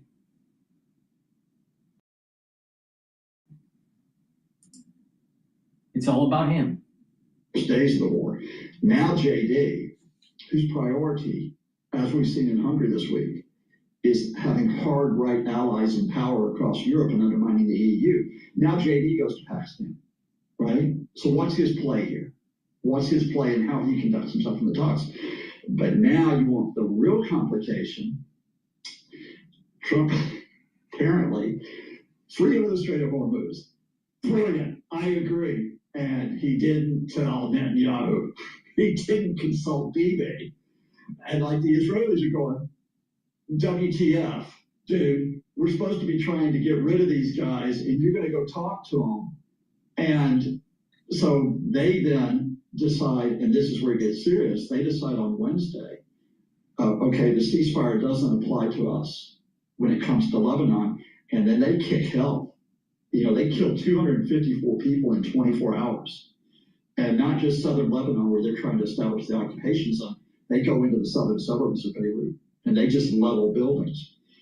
And so, you know, now I want to interrupt. I want to stay on that point. The ceasefire, the tension, it really does seem to be related to the fact that Iran believes that Lebanon was included in this agreement and the United States and Israel say it wasn't, as you're saying. So in Israel, these attacks on Hezbollah on Wednesday alone, as you mentioned, 250 people killed in just 24 hours. So Iran is explicitly warning that it will abandon these ceasefire talks if Israeli strikes on Lebanon continue. So I wonder, just to emphasize your point, does any shot of ending this war diplomatically, even just to give us some relief in fighting to negotiate the end of this thing, really hang in the balance because Israel will likely refuse? The situations are connected. And I think you think about the way that this plays out. And again, we had an interesting tip-off on Wednesday and Thursday because the Iranians let it be known, probably backed via the Pakistanis or possibly in messages between the foreign minister, Abbas Araghchi, who has been in, with messages with Steve Witkoff. They said, look, you keep this up. If Israel keeps knocking hell out of Lebanon, because they were in the agreement. And I can tell you they were in the agreement because the Pakistani prime minister, when he tweeted it on Tuesday night, said, we have an agreement for a ceasefire, which includes Lebanon. It's there, right? So when Israel, effectively says we're not going to abide by it, Iran says, okay, we're going to keep the Strait of Hormuz closed and we're not even going to discuss it with you. And then, as a result of that, Donald Trump has said that he called Netanyahu and told Netanyahu to ease off a bit. Now, the Israelis have not ended their attacks entirely. And the head of the Israeli Defense Forces said today, we're going to continue to try to wipe out Hezbollah. So, this isn't going to completely remove this. But I think it does present the Americans with a choice, or at least the Trump camp. And that is, if they are serious about trying to get an agreement with the Iranians, including over the Strait, they have got to put some pressure on the Israelis. Now, where I think this lands, and this is going to be, we saw it with Gaza. The landing point in Gaza was ceasefire, right? But Israel occupies 53% of Gaza for the foreseeable future. I think in this case, Israel has forcibly evacuated 15% of Lebanon, up to 30 kilometers into Lebanon from the border.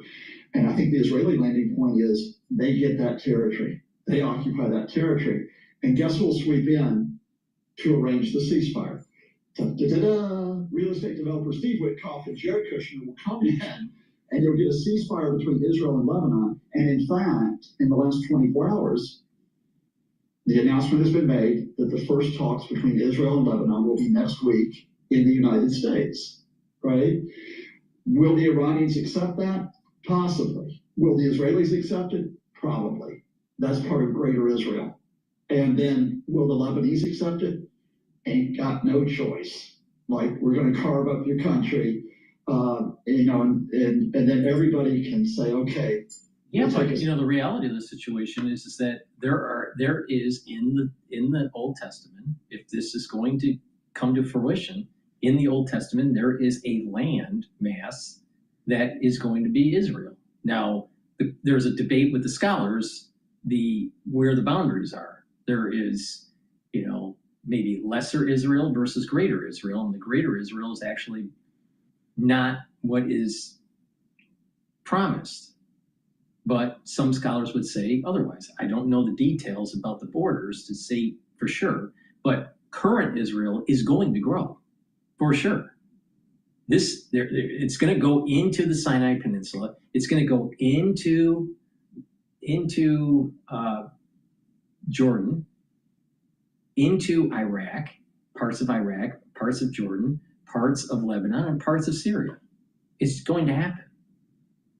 If we believe that this is a biblical thing and that's metaphysical, then this is going to happen. Now, how it happens, we don't know.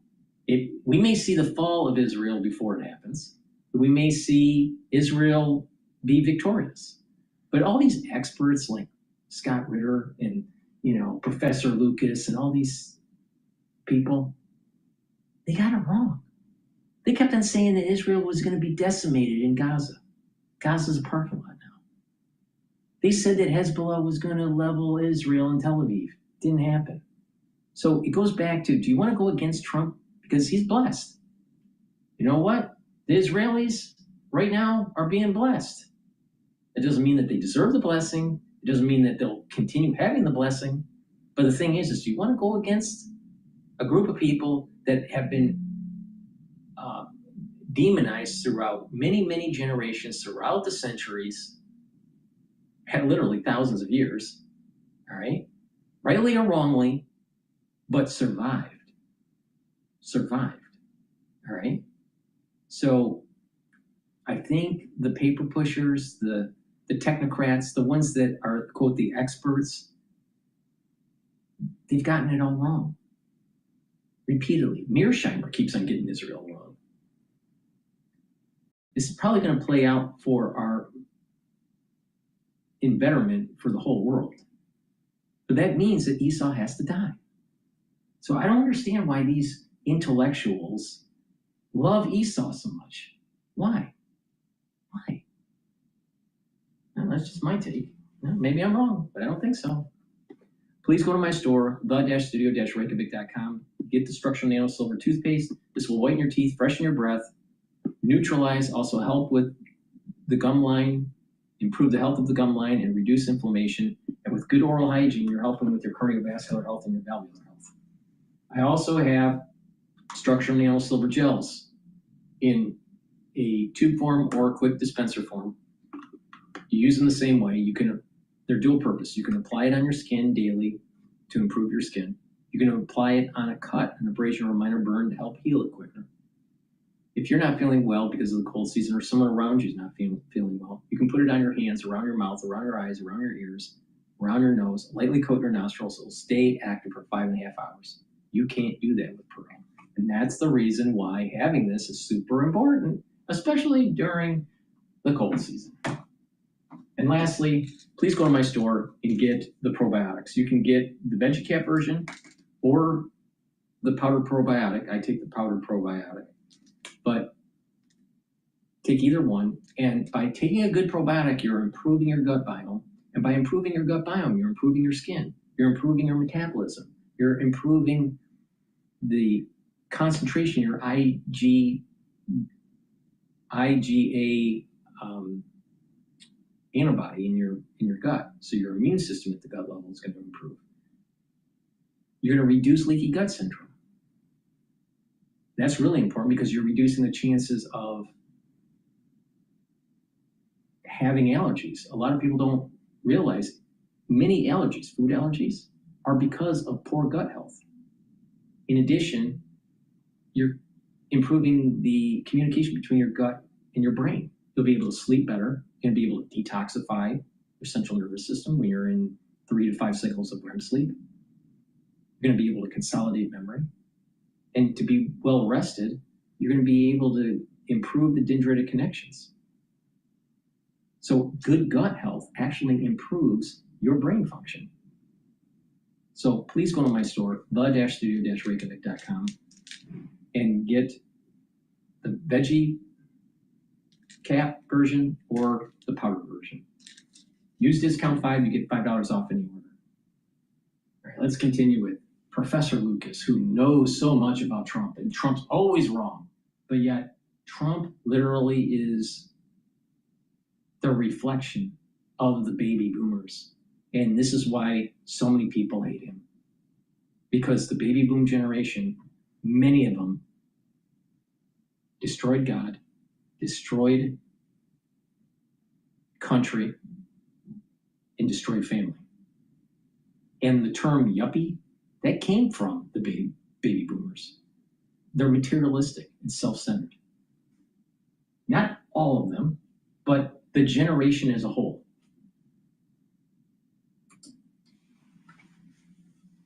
Back now, and Don can go back to the golden gavel and say, I'm president of the Board of Peace again, as he was doing in mid-February, just before he went to war.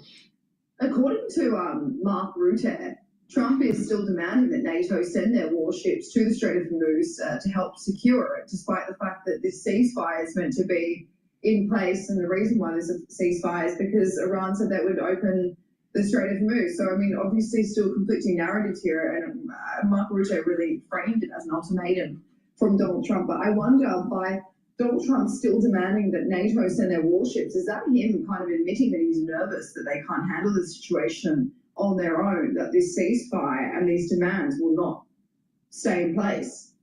That's been the key to Trump for weeks. That's how we got here.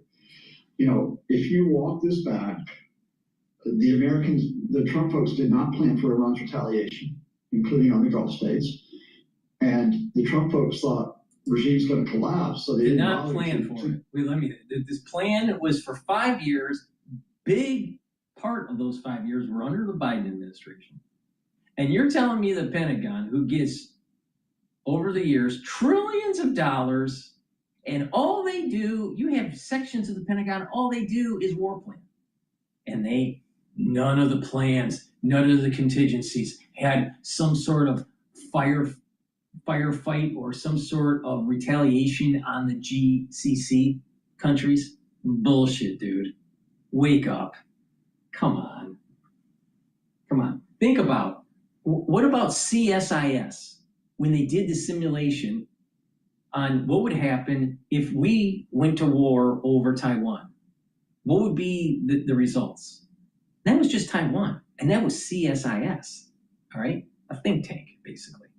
That's tied to the Pentagon. I mean, they've worked with them, all right? You're telling me people at the CFR, the Council of Foreign Relations, CSIS, the Pentagon, none of them in this war plan thought of this? This guy is living in a dream world.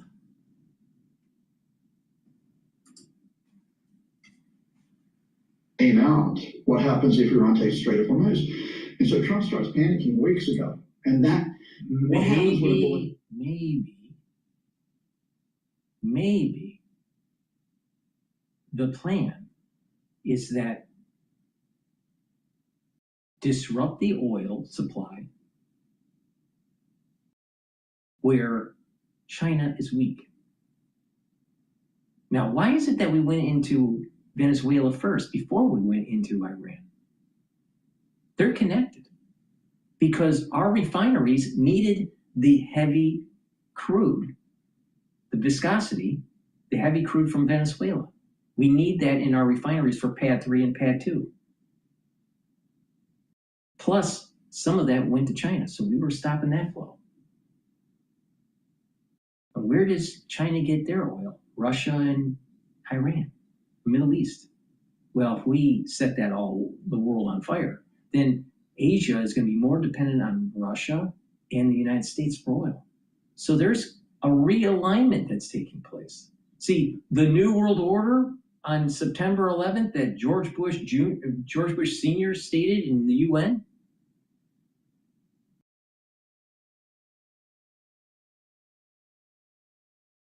that was a Russia that's weak and a superpower, the United States, the head of all other nations. But what's happening is a reconfiguration of the quote New World Order, and it's going to be a bipolar world where it's going to be Russia and the United States, not China. And it's going to slowly weaken China. Now, if I'm right, and I'm not the only one that sees this, it's also the individual that has a channel called Predictive History, the professor. This concept is reconfiguring the world order.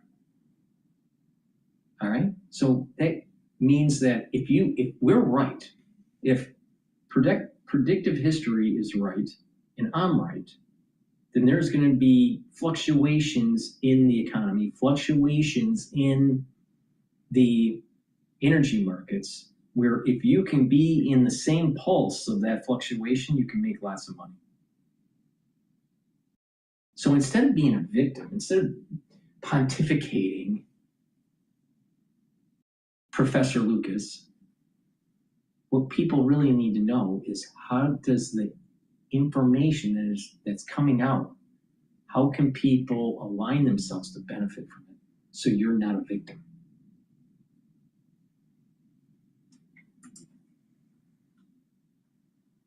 And he shouts even louder. Maybe I'm not going to get my way on this playground. And that's why he creates all the noise about NATO sucks, the UK sucks, Keir Starmer sucks, French sucks, everybody sucks. Why aren't you helping me?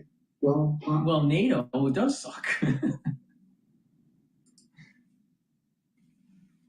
Because you're insulting us, dude. But the NATO position, the position of NATO countries has been clear. In fact, the position of every country except the UAE, who did say they might help, has been clear, and that is, we will send ships to help move traffic through the strait when there is de-escalation, ceasefire.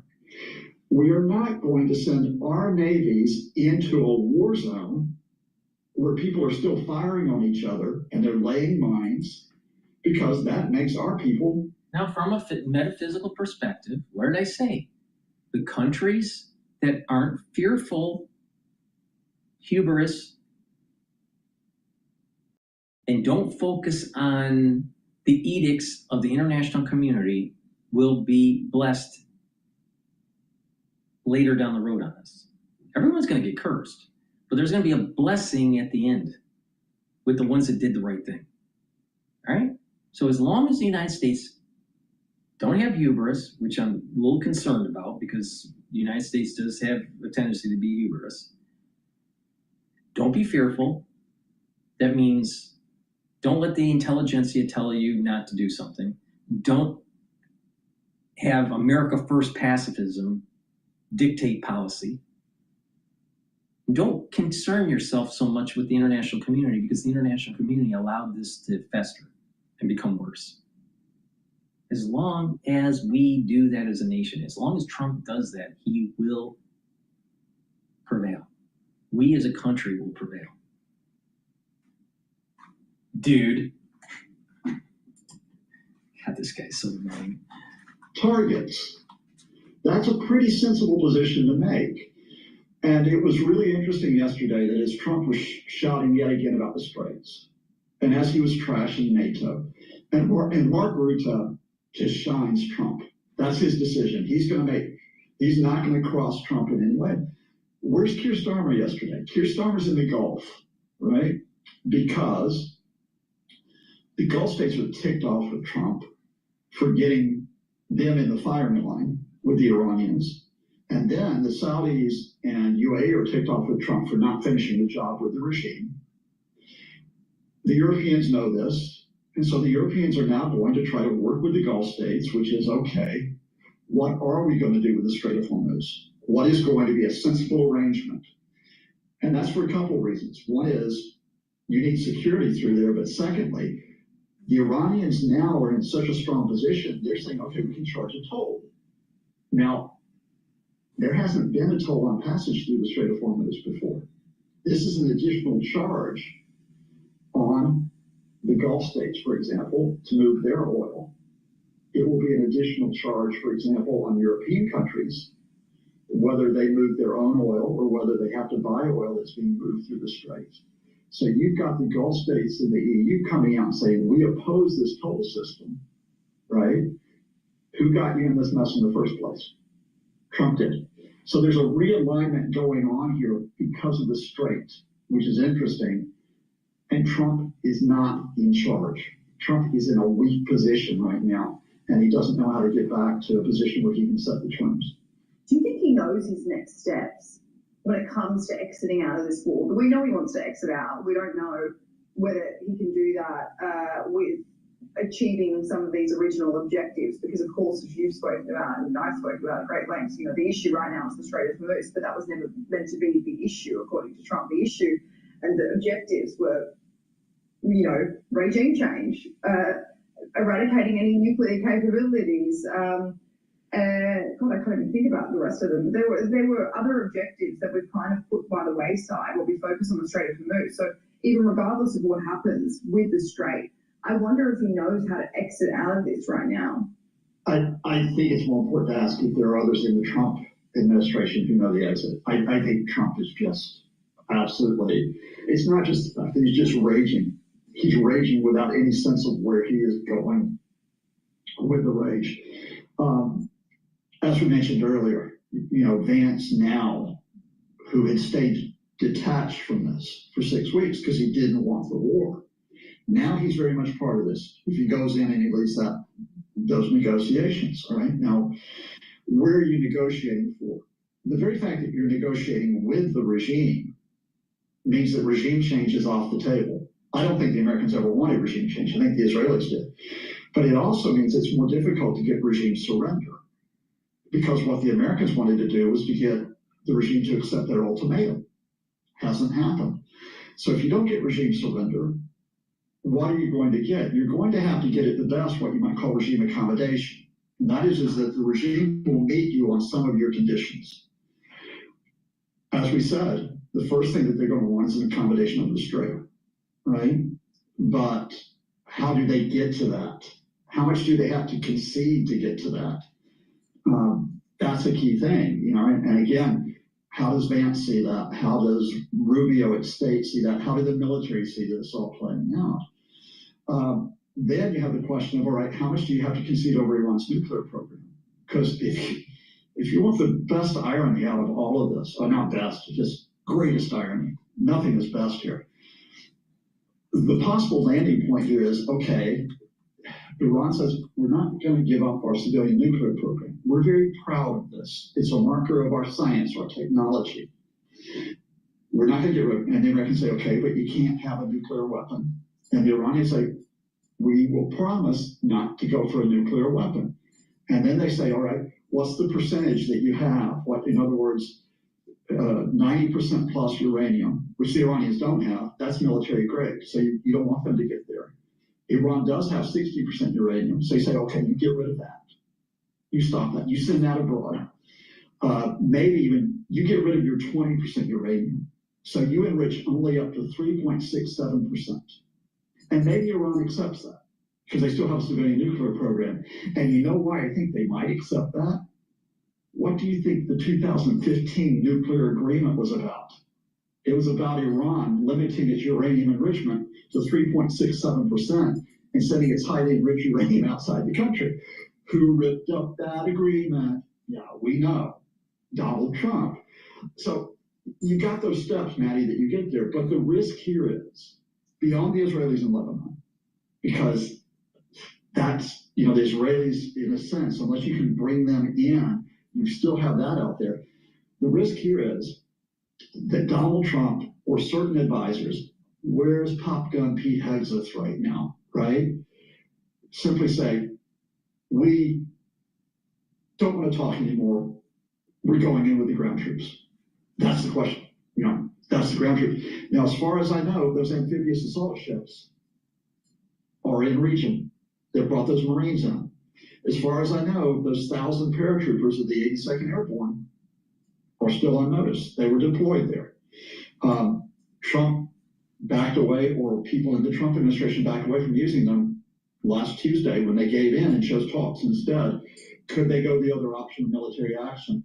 And then there's the limbo option, which is, oh, we won't talk, we'll just bomb some more stuff. But the problem with bombing some more stuff is now twofold. First of all, oil energy stock markets are going to yo-yo yet again. The Iranians will tighten control of the strait even more, but also you said you were going to talk to the Iranians, then you went back to bombing them. Who looks like the bad guy in that situation? Let's move on to a really bizarre thing that happened on Thursday.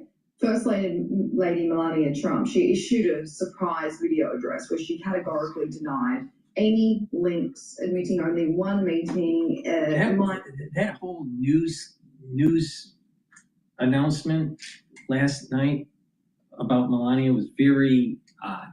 You know, I don't know what's going on behind the scenes there.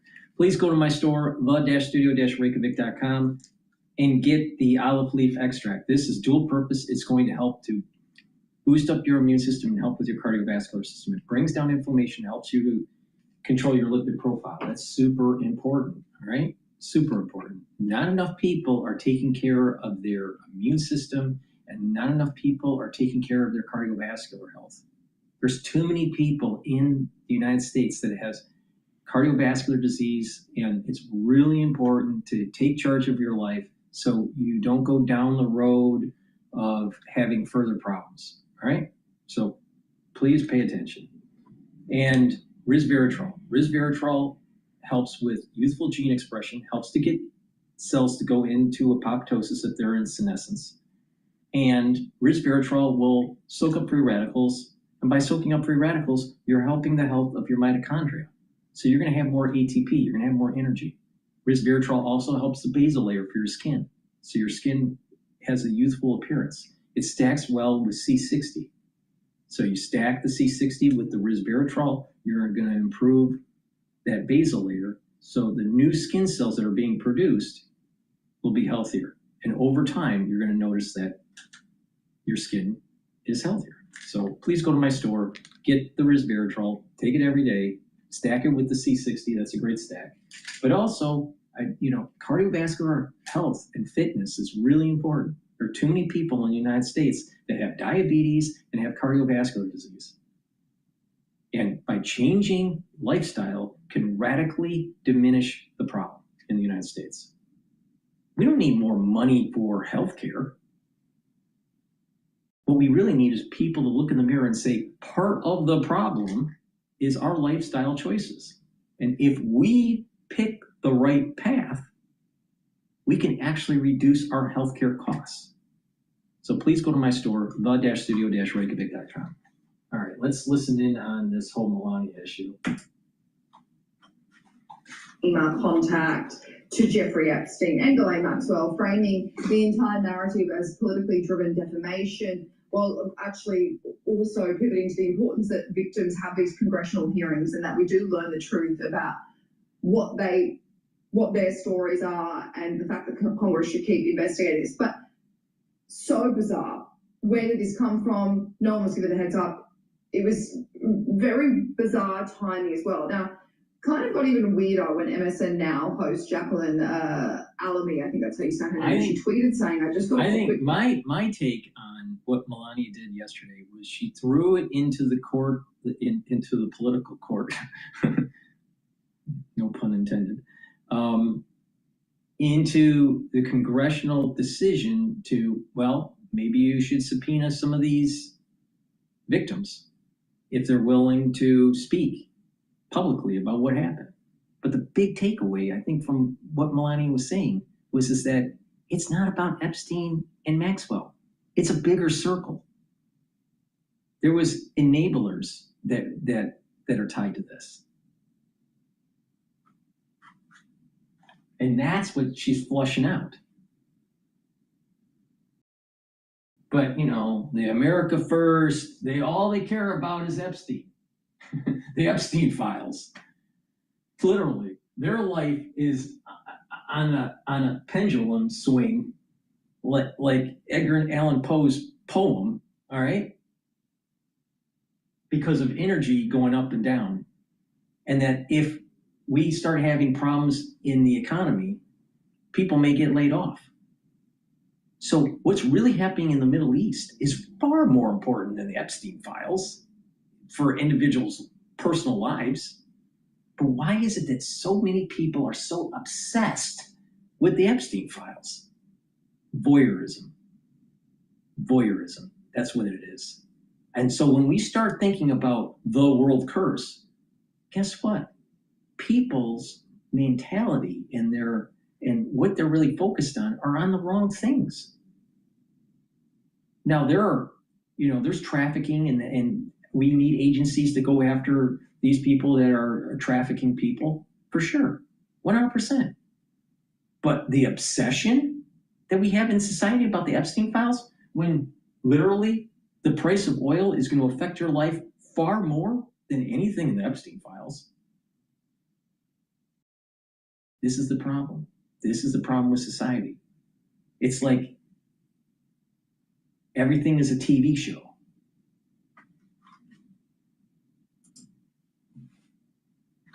With President Trump, who said that he didn't know anything about FLOTUS's statement prior to her on-camera appearance, but that he was in a meeting about the war and couldn't speak further. She didn't know him, he added before hanging up, referring to Epstein. Now, so Melania Trump does a surprise and very rare address from the White House, denying any links to Jeffrey Epstein, completely out of the blue as the world has been distracted by the Iran war.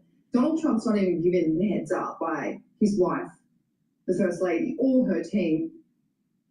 Is this the most bizarre thing you ever heard, Scott? Oh, no, come on. Look. Yeah, sorry. You and I have discussed so much bizarre stuff in the Trump administration. You know, if we were in normal town, maybe it'd be the most bizarre thing, but not, we're in crazy town. But as always with the Trump folks, all right, cut through the white noise, cut through the spectacle. What the heck went on here? So, first of all, it was known Melania was going to make a statement because people were chattering about it well before she appeared yesterday.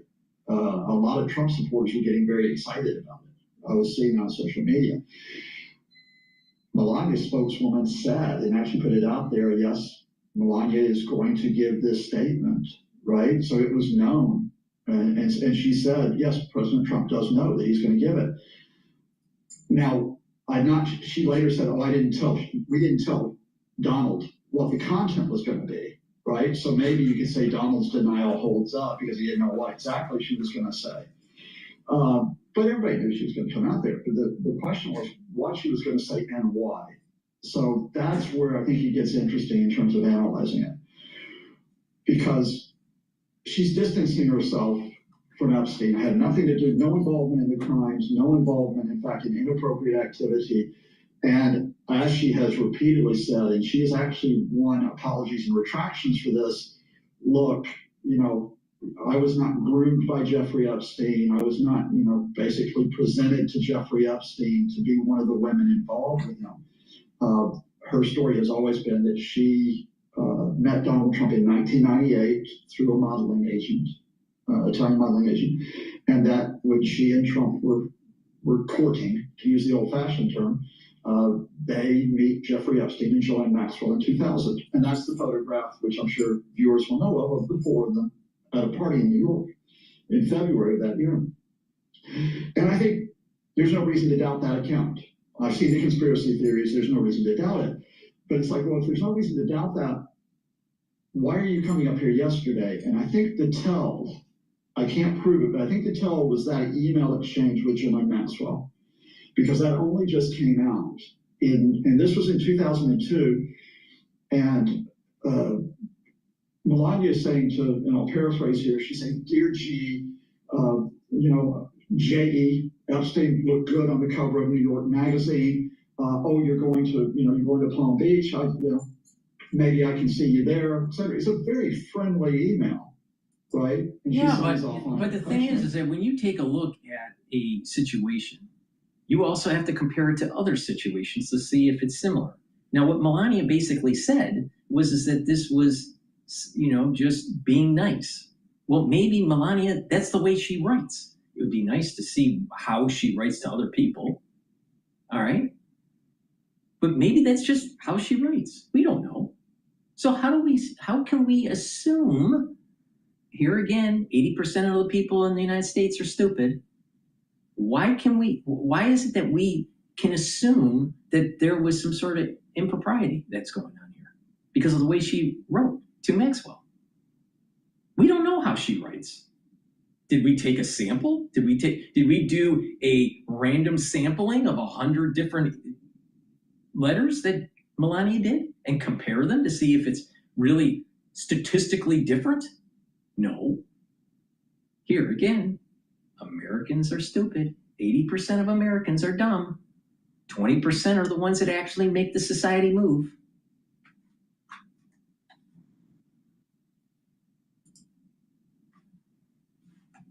And Maxwell replies back to Sweet Pea, calls her Sweet Pea, right? And so it's like, Melania's explanation yesterday was, oh, this was just a courtesy email. Courtesy, because no, it's not. That's like the friendliest courtesy email. I've never gotten anyone calling me Sweet Pea, when like they were sitting in and trying to say, okay, fine. I suspect that the way women write to each other is a little bit more flowery than the way guys email guys, all right? I think women, when they communicate, it's just different. But we don't know. So because we don't know, we can't assume. It's that simple. And so I think that the lady is fed up with the bullshit that's out there, and that Congress needs to do their job and actually investigate instead of just going, just release the files, just release the files. Congress can call people up. Congress can investigate. They can do hearings about this. Why don't they? Oh, I'm willing to bet there are congressmen involved in this. They're trying to sweep this under the rug.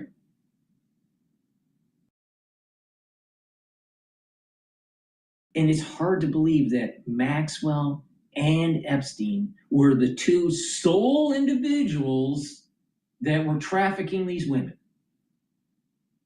And wait a minute here. By investigating the women that are, quote, victims, they were paid. Were they there on their own volition? Well, wait a minute here. This sounds like more of a brothel. So, you got to look at, like, what's going on here? Were they trafficked into some sort of sex ring where that they didn't want to be a part of? Or was it that they wanted to be a part of it? Well, from a philosophical point of view here, that's totally different.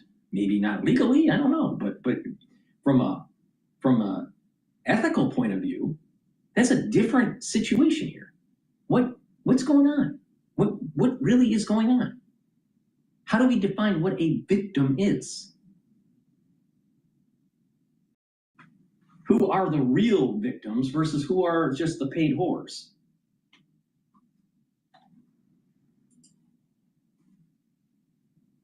Nice, now go away. So I think she's trying specifically to kind of push that back, but then it gets, I think, really interesting where she breaks from the White House and therefore breaks from Donald on a specific, which is that the survivors, Epstein survivors, Congress should hear from them. They should testify. Yeah, no. Now the White House survivors is probably the right term. The survivor is probably the right term. Because within that survivor, you have you have victims and you have people that were wanting to participate. And I think this is a very important distinction here. And who were the handlers? It is impossible that Maxwell and Epstein did it alone. Impossible.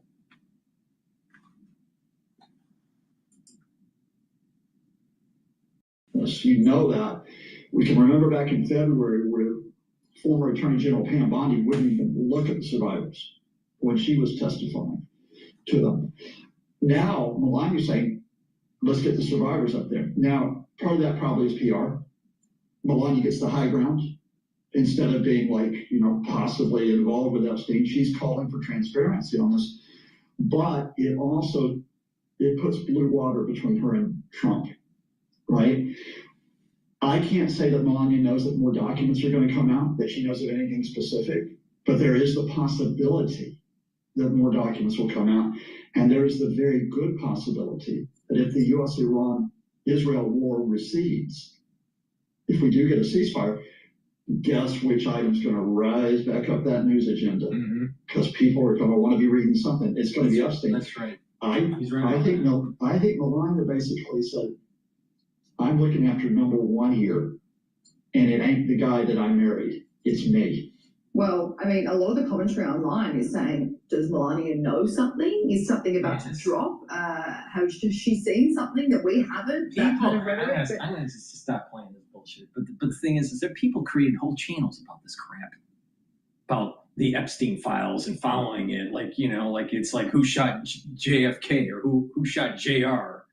They build a whole damn community on it. Meanwhile, actually, the price of oil is going to affect you more than the Epstein files. I don't know. I just can't take it anymore. Please go to my store, the-studio-reykjavik.com. Get the vitamin B complex. Why? Because this is going to rev up your cellular metabolism. It's going to boost up your energy levels because the first 4 B vitamins will help with the electron transport chain within your mitochondria to produce more ATP. You're going to have more energy, so your cells and your tissues and your organ systems will perform better. Vitamin B12 also protects neurons. So if you're 40 years of age or older, you want to get healthy, you want to protect those neurons and rev up your cellular metabolism so you're not fat. Get the vitamin B complex. As you get older, it's harder to build muscle, your cellular metabolism goes down, your energy levels go down. You can reverse that. But if you wait too long, you're just going to be just a schlub that's just not moving around. You're just fat on the couch. All right, Myotrol. Myotrol will help to build muscle. When you get older, your genes start to methylate. When they start to methylate, guess what? They don't express as much. Sometimes they're completely shut down. That's what we call aging. All right? You want to slow down aging? Slow down the methylization of your genes. Now, what Myotrol does is it'll help with the gene expression because it has the polyphenols, the flavonoids, and the lignans to help with the gene expression to build muscle and to maintain muscle. If you're 40 years of age, male or female, you can't build muscle and maintain muscle as easily compared to when you were younger because of this methylization. Well, guess what? Myotrol will reverse that. Myotrol is going to help you build muscle and maintain it. And it helps the health of your mitochondria, so you have the energy to maintain it. And when you have more muscle, guess what? You actually are improving your cardiovascular health. So you're doing some resistance training, you're building muscle. Let's say you're building muscles in your calf or your legs. Building calf muscles is actually going to help to have venous return flow to your heart. So you're actually improving your heart function. A lot of people don't know that. By improving your back muscles, you're going to improve your posture. You're also, by doing some resistance training and getting better back muscles, you're reducing the chance of osteoporosis in your vertebrae. And with better posture, you have better venous return flow to your heart. With better posture, you're going to have better lymphatic flow. So your immune system is going to be better. Wait, DrPaulCottrell, you're saying that if you build muscle and you improve your back muscles, that you're going to improve your immune system? Yeah. Guess what? If you start building muscle and maintaining that muscle, you're going to be making myokines. And myokines in your bloodstream are actually neuroprotective. So when you have more muscle, you're actually improving your brain function. So it behooves you to pay attention to me. Please go to my store, the-studio-reykjavik.com, get the Myotrol.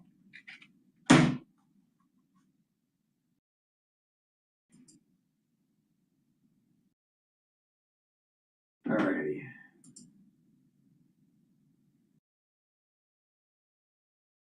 Let's see what else is going on here. Shocking outlook for China's economy revealed. 2 Chinese oil tankers are waiting near the Strait of Hormuz.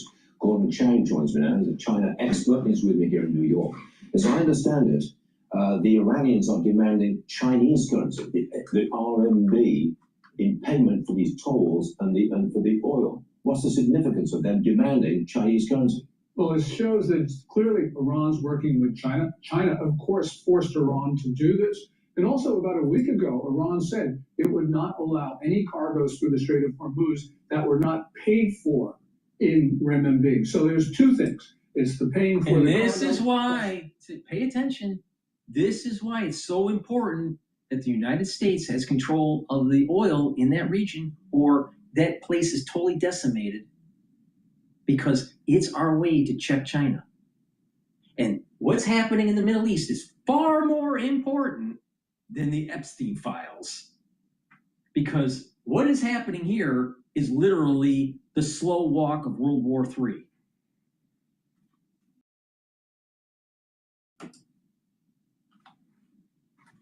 Toll in Chinese currency. But we don't care, do we? I mean, it's an attack on the dollar, but a very small attack. And what we really want is for the oil to get through anyway, don't care where it goes. Yes, we want the oil to get through, but it is an important attack on the dollar because it's an attack on the petrodollar. And if the Chinese can get the Gulf states to take renminbi or something else, that is a real assault on us. Plus, the other thing, of course, is that if we've had a consistent foreign policy over 250 years, it's been the defense of the global commons. What Iran is doing right now is closing off a critical waterway. If they get away with it, other countries will do the same. China is trying to close off the East China Sea at this moment with their 40-day closure. So this could be a change in the global architecture from an open one to a closed one. What role does China play in opening the strait? Any role at all? Well, it is... Other than paying the money to get their oil out? Well, of course, they've been supporting Iran across the board, except for soldiers, sailors, and pilots, but everything else. So it's keeping Iran in the war. The other thing, of course, it did play a small mediating role in the ceasefire. And I think that they probably did push it over the line because they were pushing on an open door that had been really opened by Pakistan and others. But the point is, China wanted to show that it was a mediator, show power, because President Trump is scheduled to go to the Chinese capital May 14th. And so they want goodwill because the Chinese want a lot of other stuff. You think he goes? You're not sure? I'm not sure. And the reason is... You don't think he should go, do you? I don't think he should go for a lot of reasons. You don't go to the capital of an enemy combatant, especially in the middle of a war. Also, you know, we had this idea that if we talk to the Chinese, we can come to some accommodation. Well, we've had this idea for more than 2 decades, basically since the end of the Cold War, even before the Cold War ended. And it has only put us into this precarious situation. So we got to try something new, which is to say something new might not work, but at least it has a chance of working. Because what we've been doing up to now has just been driving us deeper into the hole. We do deals with China, but they don't live up to their obligations, do they? No, they certainly Consistently don't. I mean, fentanyl, you know, we just had our drug czar, Senator Carter. This is the 4th time Xi Jinping has made a promise to an American president to stop the flow of fentanyl. And this is 4 times that they have dishonored that promise. Once to Obama in 2016, once to Biden in 2023, and twice to Trump, 2018 and 2025. So why are we talking to these guys? You know, they dishonor everything they say. We need to start imposing costs, and we need to have a really different view of China, because if we don't, we're in for some really hard times. Are they hurting? Yes, they are. How about they? Because of the oil shock, diesel prices were up 13.5% in the first days after the attack. Diesel is very important for the Chinese economy, but there's something more important, and that is Xi Jinping now has only one path for economic growth. That's to export more. That means if the world is turbulent, and the Chinese have been creating a lot of turbulence recently, but if the world gets more turbulent, it means deglobalization, it means less trade, it means the Chinese economy has no hope of growing. Gordon Chair, you know what you're talking about. We appreciate it. Thank you very much, Gordon. Thanks, Stuart. All right, let's go to Bloomberg. Let's listen to how Jeannie from the Harvard Kennedy School is going to tell you how the world is. International economy in a stranglehold. That's quite a card to play. So that I'm trying to get over that. Yeah, it is possible. And the reason it's possible is because the United States under Donald Trump has been desperate to get Iran to the negotiating table. We are the ones who approached Iran. We are the ones who asked them to put forward this peace plan, or this ceasefire plan, if you will. It is the president who said that Iran's 10-point plan was something that we could work with as a basis for negotiating. And everybody should read that 10-point plan, because if the president of the United States said that's a basis for negotiating a settlement on this thing, Iran is going to win big time in this. Iran knows, unlike what the president said on Truth Social, that it is holding enormous cards, many more than it was holding 30 days or 40 days ago when he started this thing. And so that is why they feel fine to get out over their skis again and say, you know, in addition to all of this, we also want you to unfreeze our assets, and we also want there to be a truce or a ceasefire in Lebanon. And who knows if they ask for more. You've been talking a lot about the fact that the Speaker of the Iranian parliament came out and said these things. We also have the Ayatollah, who has come out and said, hey guys, there is new management of the strait and Iran is in control of it. That is an absolute red line for Saudi Arabia, Qatar, the UAE, in fact, most of the world. And Donald Trump has waffled about whether that matters or not. So this is where the United States goes in. This is where J.D. Vance is going in. And it is Donald Trump who said just the other day, if J.D. Vance fails, well, this is all on him, and I'll blame him. If he wins, I'll take the win for myself. So it is quite a thing to work for Donald Trump, and J.D. Vance, I'm sure, knows that a year or so into this at this point. Well, and to Jeannie's point on the idea of a toll being required to transit the Strait of Hormuz, the president had suggested in an interview that maybe the U.S. would get in on that could be some kind of profit-sharing arrangement going forward, but then has since gone on to say that there should be no toll. He said if Iran is doing that, they need to stop now. So it speaks to the kind of mixed messaging we continue to get around this conflict. Lisa, I also wonder about the kind of third party in all of this that is not going to be present at the negotiating table this weekend, and that is Israel. Israel cannot send a delegation, in part because Pakistan doesn't even recognize the state of Israel, which kind of underscores the tension around the Middle East as a whole. That is the background context to all of these conversations. But we've had an ongoing conversation since this war began about to what extent the president's decision to start this in the first place was influenced by Benjamin Netanyahu. Is there a real chance that Netanyahu got President Trump into this and is going to be the biggest impediment to getting him out if Israel is not willing to stop what it's doing in Lebanon in the name of a wider ceasefire? Well, if anybody is paying attention to what's happening there as it relates to who is influencing the president's decision, it's me and it's you and it's Jeannie. And there is no question, based on the reporting that I have seen, that he has had a very heavy hand in how this decision has come together. Yesterday, there was plenty of discussion about the TikTok of how this all came to pass. So it would be surprising to me if the White House, J.D. Vance, and the president haven't already considered what it is Israel and Benjamin Netanyahu want to see happen in these negotiations this weekend. So as much as they are not there in the room, they are certainly there in spirit with their own points of view and thoughts. And I think that the White House and the administration will keep that in consideration as they're going through the process that is set to unfold. It will be part of the discussion whether or not they're in the room or not. Well, so Jeannie, weigh in on this as well. We were having this conversation yesterday as the DNC in its spring meeting in New Orleans was taking up a number of resolutions or going to vote on them pertaining specifically to Israel, whether it was the influence of AIPAC in funding in primaries or recognition of a Palestinian I just wonder, as we're having this live conversation about Israel's influence on the Trump administration and the problem it may be causing for him and Republicans as a result of that in this war, if this is still an issue that Democrats are not sure how they would like to approach. I think it is an issue that has split Republicans and Democrats, and I think that's absolutely clear. And I think you can see that on the Democratic side with the minority leader in the Senate, Chuck Schumer, who was just one of many people. That said, when it pertains to this ceasefire, let's be clear that Israel is profoundly unhappy with the ceasefire. And to Lisa's point, there has been a lot of reporting about the work they did, even as far as being beamed into the Situation Room, maybe a first of its kind, to help convince the president, because they were unable to convince his predecessors to go into this war. And of course, they do not want to end this war as it pertains to either Lebanon or Iran until they've achieved their goals. And of course, they have not achieved their goals or objectives, so they don't want this to end. And I think that's what raises questions about to what extent will Benjamin Netanyahu have the ability, and the Israelis, to undermine what the president is asking for by way of... There's a historical I'm going to shut her up for a second.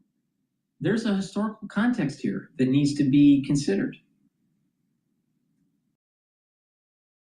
You had Israeli forces that cornered Arafat during the 68 war, I think it was. It was either in 72 or 68. I think it was 68 war. And Sharon, who ended up becoming prime minister of Israel much later, but Sharon had a choice to kill Arafat on the battlefield during the 68 war. And he chose not to. Now think about what would have happened if Sharon did not go down the road of keeping Arafat alive. The PLO wouldn't be around. And there would be more peace and prosperity in that region. And what happened with Sharon was the same thing that happened in the Old Testament. There are tendencies where Jews fail to finish the job because they're fearful, or because they have some sort of empathy on the battlefield, and that will lead to further problems down the road, generationally. That's the big takeaway in many sub-stories within the Old Testament. Be fearful. If you're fearful of what God is telling you to, and you don't do it, don't be surprised bad things happen. Sharon didn't kill Arafat. And you ended up getting the PLO. You ended up getting world terrorism. And really the proto of the Islamic terrorism that manifested itself in the 21st century. If Sharon killed Arafat on the battlefield, we would not have the problems that we have today. So are we supposed to let this opportunity to destroy the theocratic regime of Iran, are we supposed to let that go? Are we supposed to pick the better option and destroy them? Are we going to make the same mistake that Sharon made? Are we going to have this problem manifest itself throughout the generations and it'll get worse?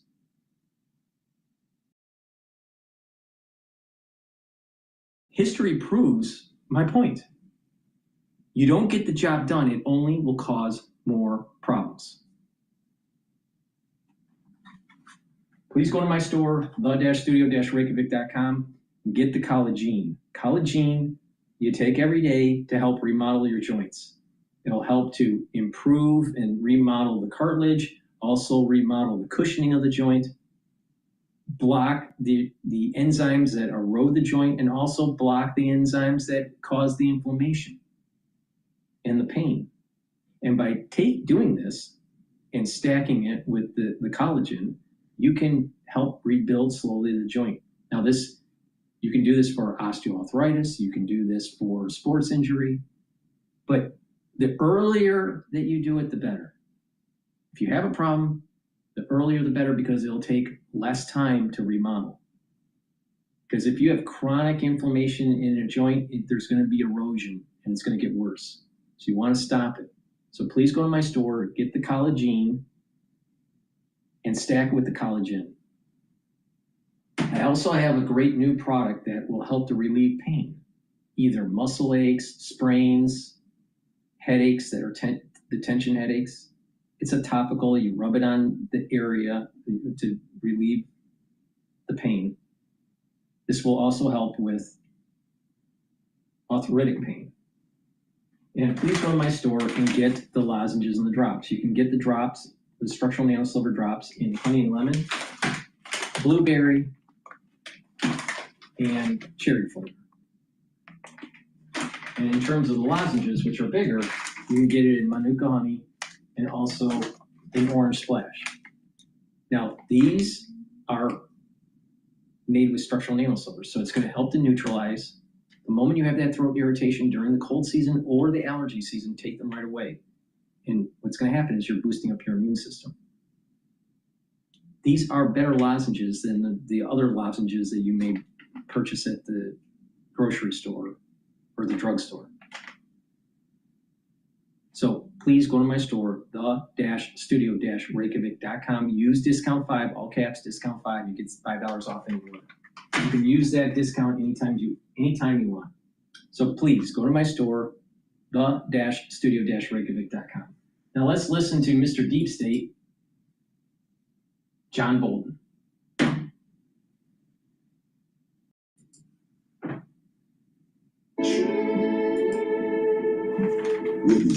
The White House is preparing for these high-stakes peace talks in Pakistan this coming weekend. And given the fractured status of Iran's command structure, whoever shows up might not be able actually to guarantee the terms of any agreement.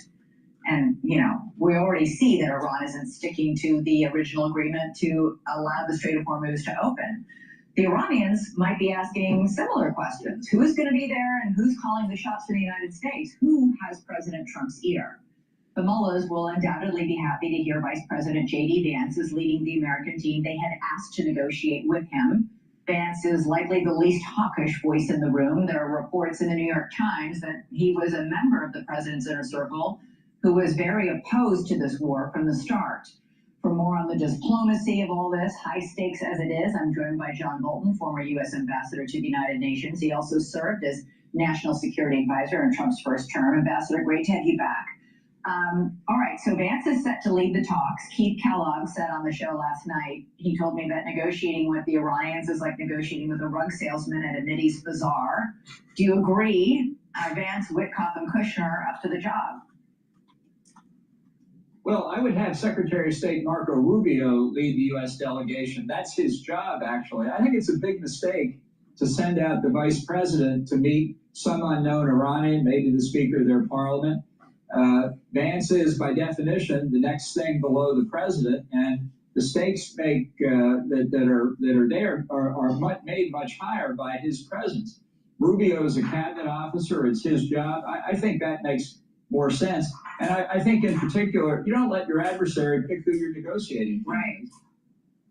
Do you think they did in this case? We know the request was put out, but why do you think Vance was picked for this? Well, they also said they didn't want Witkoff and Kushner, so there's at least some consolation that they'll be there with Vance. But again, we pick our negotiating team. I mean, they don't control the Strait of Hormuz, and we pick our negotiating team. This is sort of basic. But as we are seeing, they are still controlling the Strait of Hormuz. They've set up a toll booth. They're charging a lot of money. They're tightly controlling who goes through. Everybody who goes through has to go on a designated route that has them hugging the Iranian coastline. We just heard Secretary Esper say this, but people have been saying this from the very start of the announcement of this ceasefire. Iran cannot be allowed to continue to control the Strait of Hormuz? Well, I don't think you can trust this regime as far as you can throw it. They'll agree to almost anything and then ignore it. I really think the only way to demonstrate that they don't control the strait is to take it away from them militarily. Because if this was resolved by diplomacy, and I doubt that it will be, what happens the next time Iran closes the strait? The Saudis, the Emiratis, all the Gulf Arabs are there saying, we're not happy to suffer under Iran as a hegemon. It's been a principle of American foreign policy since World War II that no power, no outside power, no power in the Gulf controls access to all the oil. That's what the Iranians are claiming, and it is utterly unacceptable. Iran is also saying it's not even going to show up on Saturday unless there's a ceasefire in Lebanon. Netanyahu is saying we'll talk next week about some sort of ceasefire, but in the meantime, they're bombing and issuing evacuation orders in Beirut. Are the Iranians posturing, or might they not even show? It's entirely possible they won't show. They think time is on their side. They think Trump has backed down with this ceasefire, and I think they're inclined to push what they see as their advantage. Look, what Netanyahu has said is he'll negotiate with the government of Lebanon. That is to say, the legitimate government of Lebanon, not Hezbollah. Right. And what they should negotiate to do is disarm Hezbollah, which the United Nations Security Council agreed to in 2006 in Resolution 1701, if you want to be precise about it, and which Hezbollah and Iran have consistently ignored for the last 20 years. What's important here is that what Netanyahu has said about the ceasefire not applying to Lebanon is exactly what Trump and Vance have said they agreed to. It's the Iranians and the Pakistanis who are saying the ceasefire should cover Lebanon. So it's not Israel that's threatening the ceasefire. It's a fundamental disagreement in what the parties theoretically agreed to. Should Israel, though, in the interest of perhaps getting the Iranians to negotiate, stop or suspend bombing? I certainly wouldn't. The Hezbollah has been a threat to Israel since the early 1980s. They're an agent, a proxy of the Iranian government. And if the government of Lebanon and Israel can now work together, and that's a big if, but it would be a signal step forward, I think Hezbollah could be badly weakened, and Israelis and others in the region wouldn't have to live in fear of Hezbollah terrorism. Yeah. Finally, just very quickly, what do you make of Mark Rutte coming out today and saying, we were surprised by the war in Iran, by President Trump's decision to attack. We were slow to help, but we're going to help now. Well, I think it's optimistic. I hope he's right. I wish Donald Trump understood one fundamental principle. NATO is a defensive alliance. It's not a gang we round up whenever we decide we're going to go to war. Hopefully, they're better at helping us than they were in this case. But as a defensive alliance, they're not responsible for what we do. They weren't responsible for what we did in Vietnam or Korea during the Korean War. They should have done better, but they weren't consulted. It's been a bad performance on both sides of the alliance in this crisis. Yeah, it's worth pointing out that the British have excellent minesweepers, which could help a lot in opening up that strait. Ours are better. Ours are better? Ours are better. Okay. All right. Ambassador John Bolton, thanks so much for joining us. Appreciate it.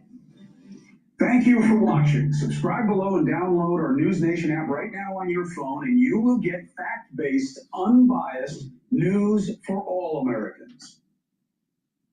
All righty, let's listen in to... Wow, that's a lot to get to, and my first guest is perfect on all of it. Trey, thank you very much. And focus now, Vice Admiral John Fozzie Miller, former CENTCOM Naval Forces Commander. Sir, it is great to have you. Let's start with the Strait of Hormuz and the ceasefire and what it really looks like now that Iran can pick and choose who goes through there if they so see it. At least that's how it looks. Good morning, Harris. Thanks for having me. Any long-term solution to this conflict when it comes to the Strait of Hormuz has to result in the Strait of Hormuz being open and free for commercial traffic without interference from Iran or from any other nation. It's an international strait, and the ability of Hormuz to function as an international strait is only being impeded by the Iranian regime. And so until that stops, it's very difficult to see any long-term resolution of this crisis. So that's one thing. The other was what Trey East was just describing right then. How Iran is continuing to threaten all of its neighbors. And look, the list got longer. I knew about Kuwait and Israel overnight after the ceasefire, but the UAE, Bahrain, Qatar, Admiral, those countries can't just sit there and be patient for 2 weeks. They got to fight. They got to defend themselves. I mean, you know, they've got incoming now, so they've got to fight that off defensively. That doesn't seem like a ceasefire. I don't think it looks very much like a ceasefire anywhere you look, other than we've stopped bombing in Iran. The Iranians haven't stopped, and of course the GCC countries that have taken the brunt of this over the last month are continuing to receive incoming fire. So I think we'll get to a point very soon where the GCC can no longer wait to see what's going to happen, and they're going to start to take matters into their own hands and defend themselves through offensive action on their part. How do you see actually what we're doing right now in terms of the capability that we've taken away from Iran? I mean, we haven't completely pulled out of that region. Should we? Do you anticipate that we would kind of pull back even more during the ceasefire to send a message, or would you rather not see the U.S. do that? Well, I think we're going to continue to see a buildup of forces. We have forces on the way that haven't arrived yet, and there's no reason to turn them around. So we ought to be using this opportunity for the next couple of weeks to resupply, to bring more forces into the region so that we're ready at any point if the ceasefire breaks down or if we're unable to negotiate a long-term agreement that's acceptable. Secretary of War Pete Hegseth says because military strikes have killed so many leaders in Iran, there is a new regime in place. Let's watch. It's a new group of people who've seen the full capability of the United States military and has a new calculus about what it means to negotiate with us, hence why they came to the table wanting a ceasefire and the shooting to stop. So this new regime, which the regime has been changed, has a different interaction with the U.S. Look, you know that part of the world well, Admiral Miller. What does it mean when our Secretary of War says there's a new group of people? Well, this new group of people are the same people that rounded up women and children yesterday to go stand on bridges and buy power plants. And so I don't know that the regime folks that have been replaced are if we have people that are any better in place now or that are any more trustworthy than what we've previously seen from the regime. The good side of all of this is that, as you pointed out, I mean, we are in that ceasefire moment. Real quickly, how do you see this playing out if, in fact, what we saw overnight and continuing to see today continues from Iran? I don't think the ceasefire continues very long if things continue as they have since the ceasefire announcement was made. But I think long term, what we want to be able to make sure we do, and Iran's got an opportunity here to take a breath, take a step back, to let shipping in and out of the Strait of Hormuz to stop attacking the GCC nations and to prove that it's willing and able to negotiate in good faith. I haven't seen that yet, and until we see that, I have very little confidence that this ceasefire will hold or that it will lead to a permanent settlement. Well, and military talk, stay ready so you don't have to get ready is what we'll continue to do, it sounds like, from you. Admiral, thank you very much. Please go to my store, the-studio-reykjavik.com, and get the Cleanse or the Max 35. This will help to boost up your immune system. Take a teaspoon a day every day, swish in your mouth, gargle about 20 seconds, and then swallow. What this will do is help to neutralize your oral cavity and your oropharynx. This will help to improve your oral hygiene. And with good oral hygiene, you're also helping with your cardiovascular. But this will maintain that mucosal barrier that you need, help the health of your epithelial cells in your oropharynx. Super important to boost up that immune system. Take a teaspoon a day every day. I've been doing this protocol for over 6 years, every day.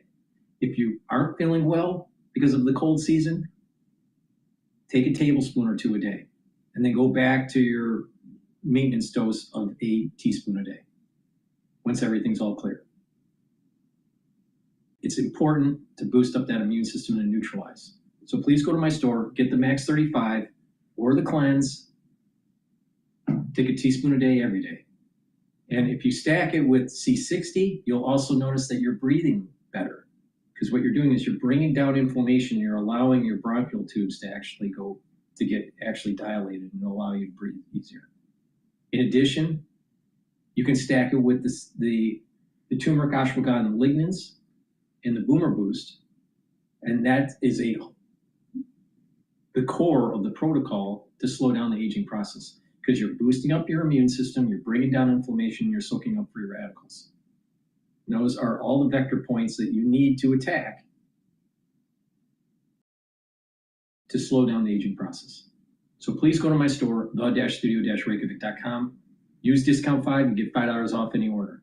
Thank you for listening. That's the end of my broadcast. Please share the links. Click the bell to be notified. Make sure you subscribe to all the channels that I have. All the links are in the description in this video.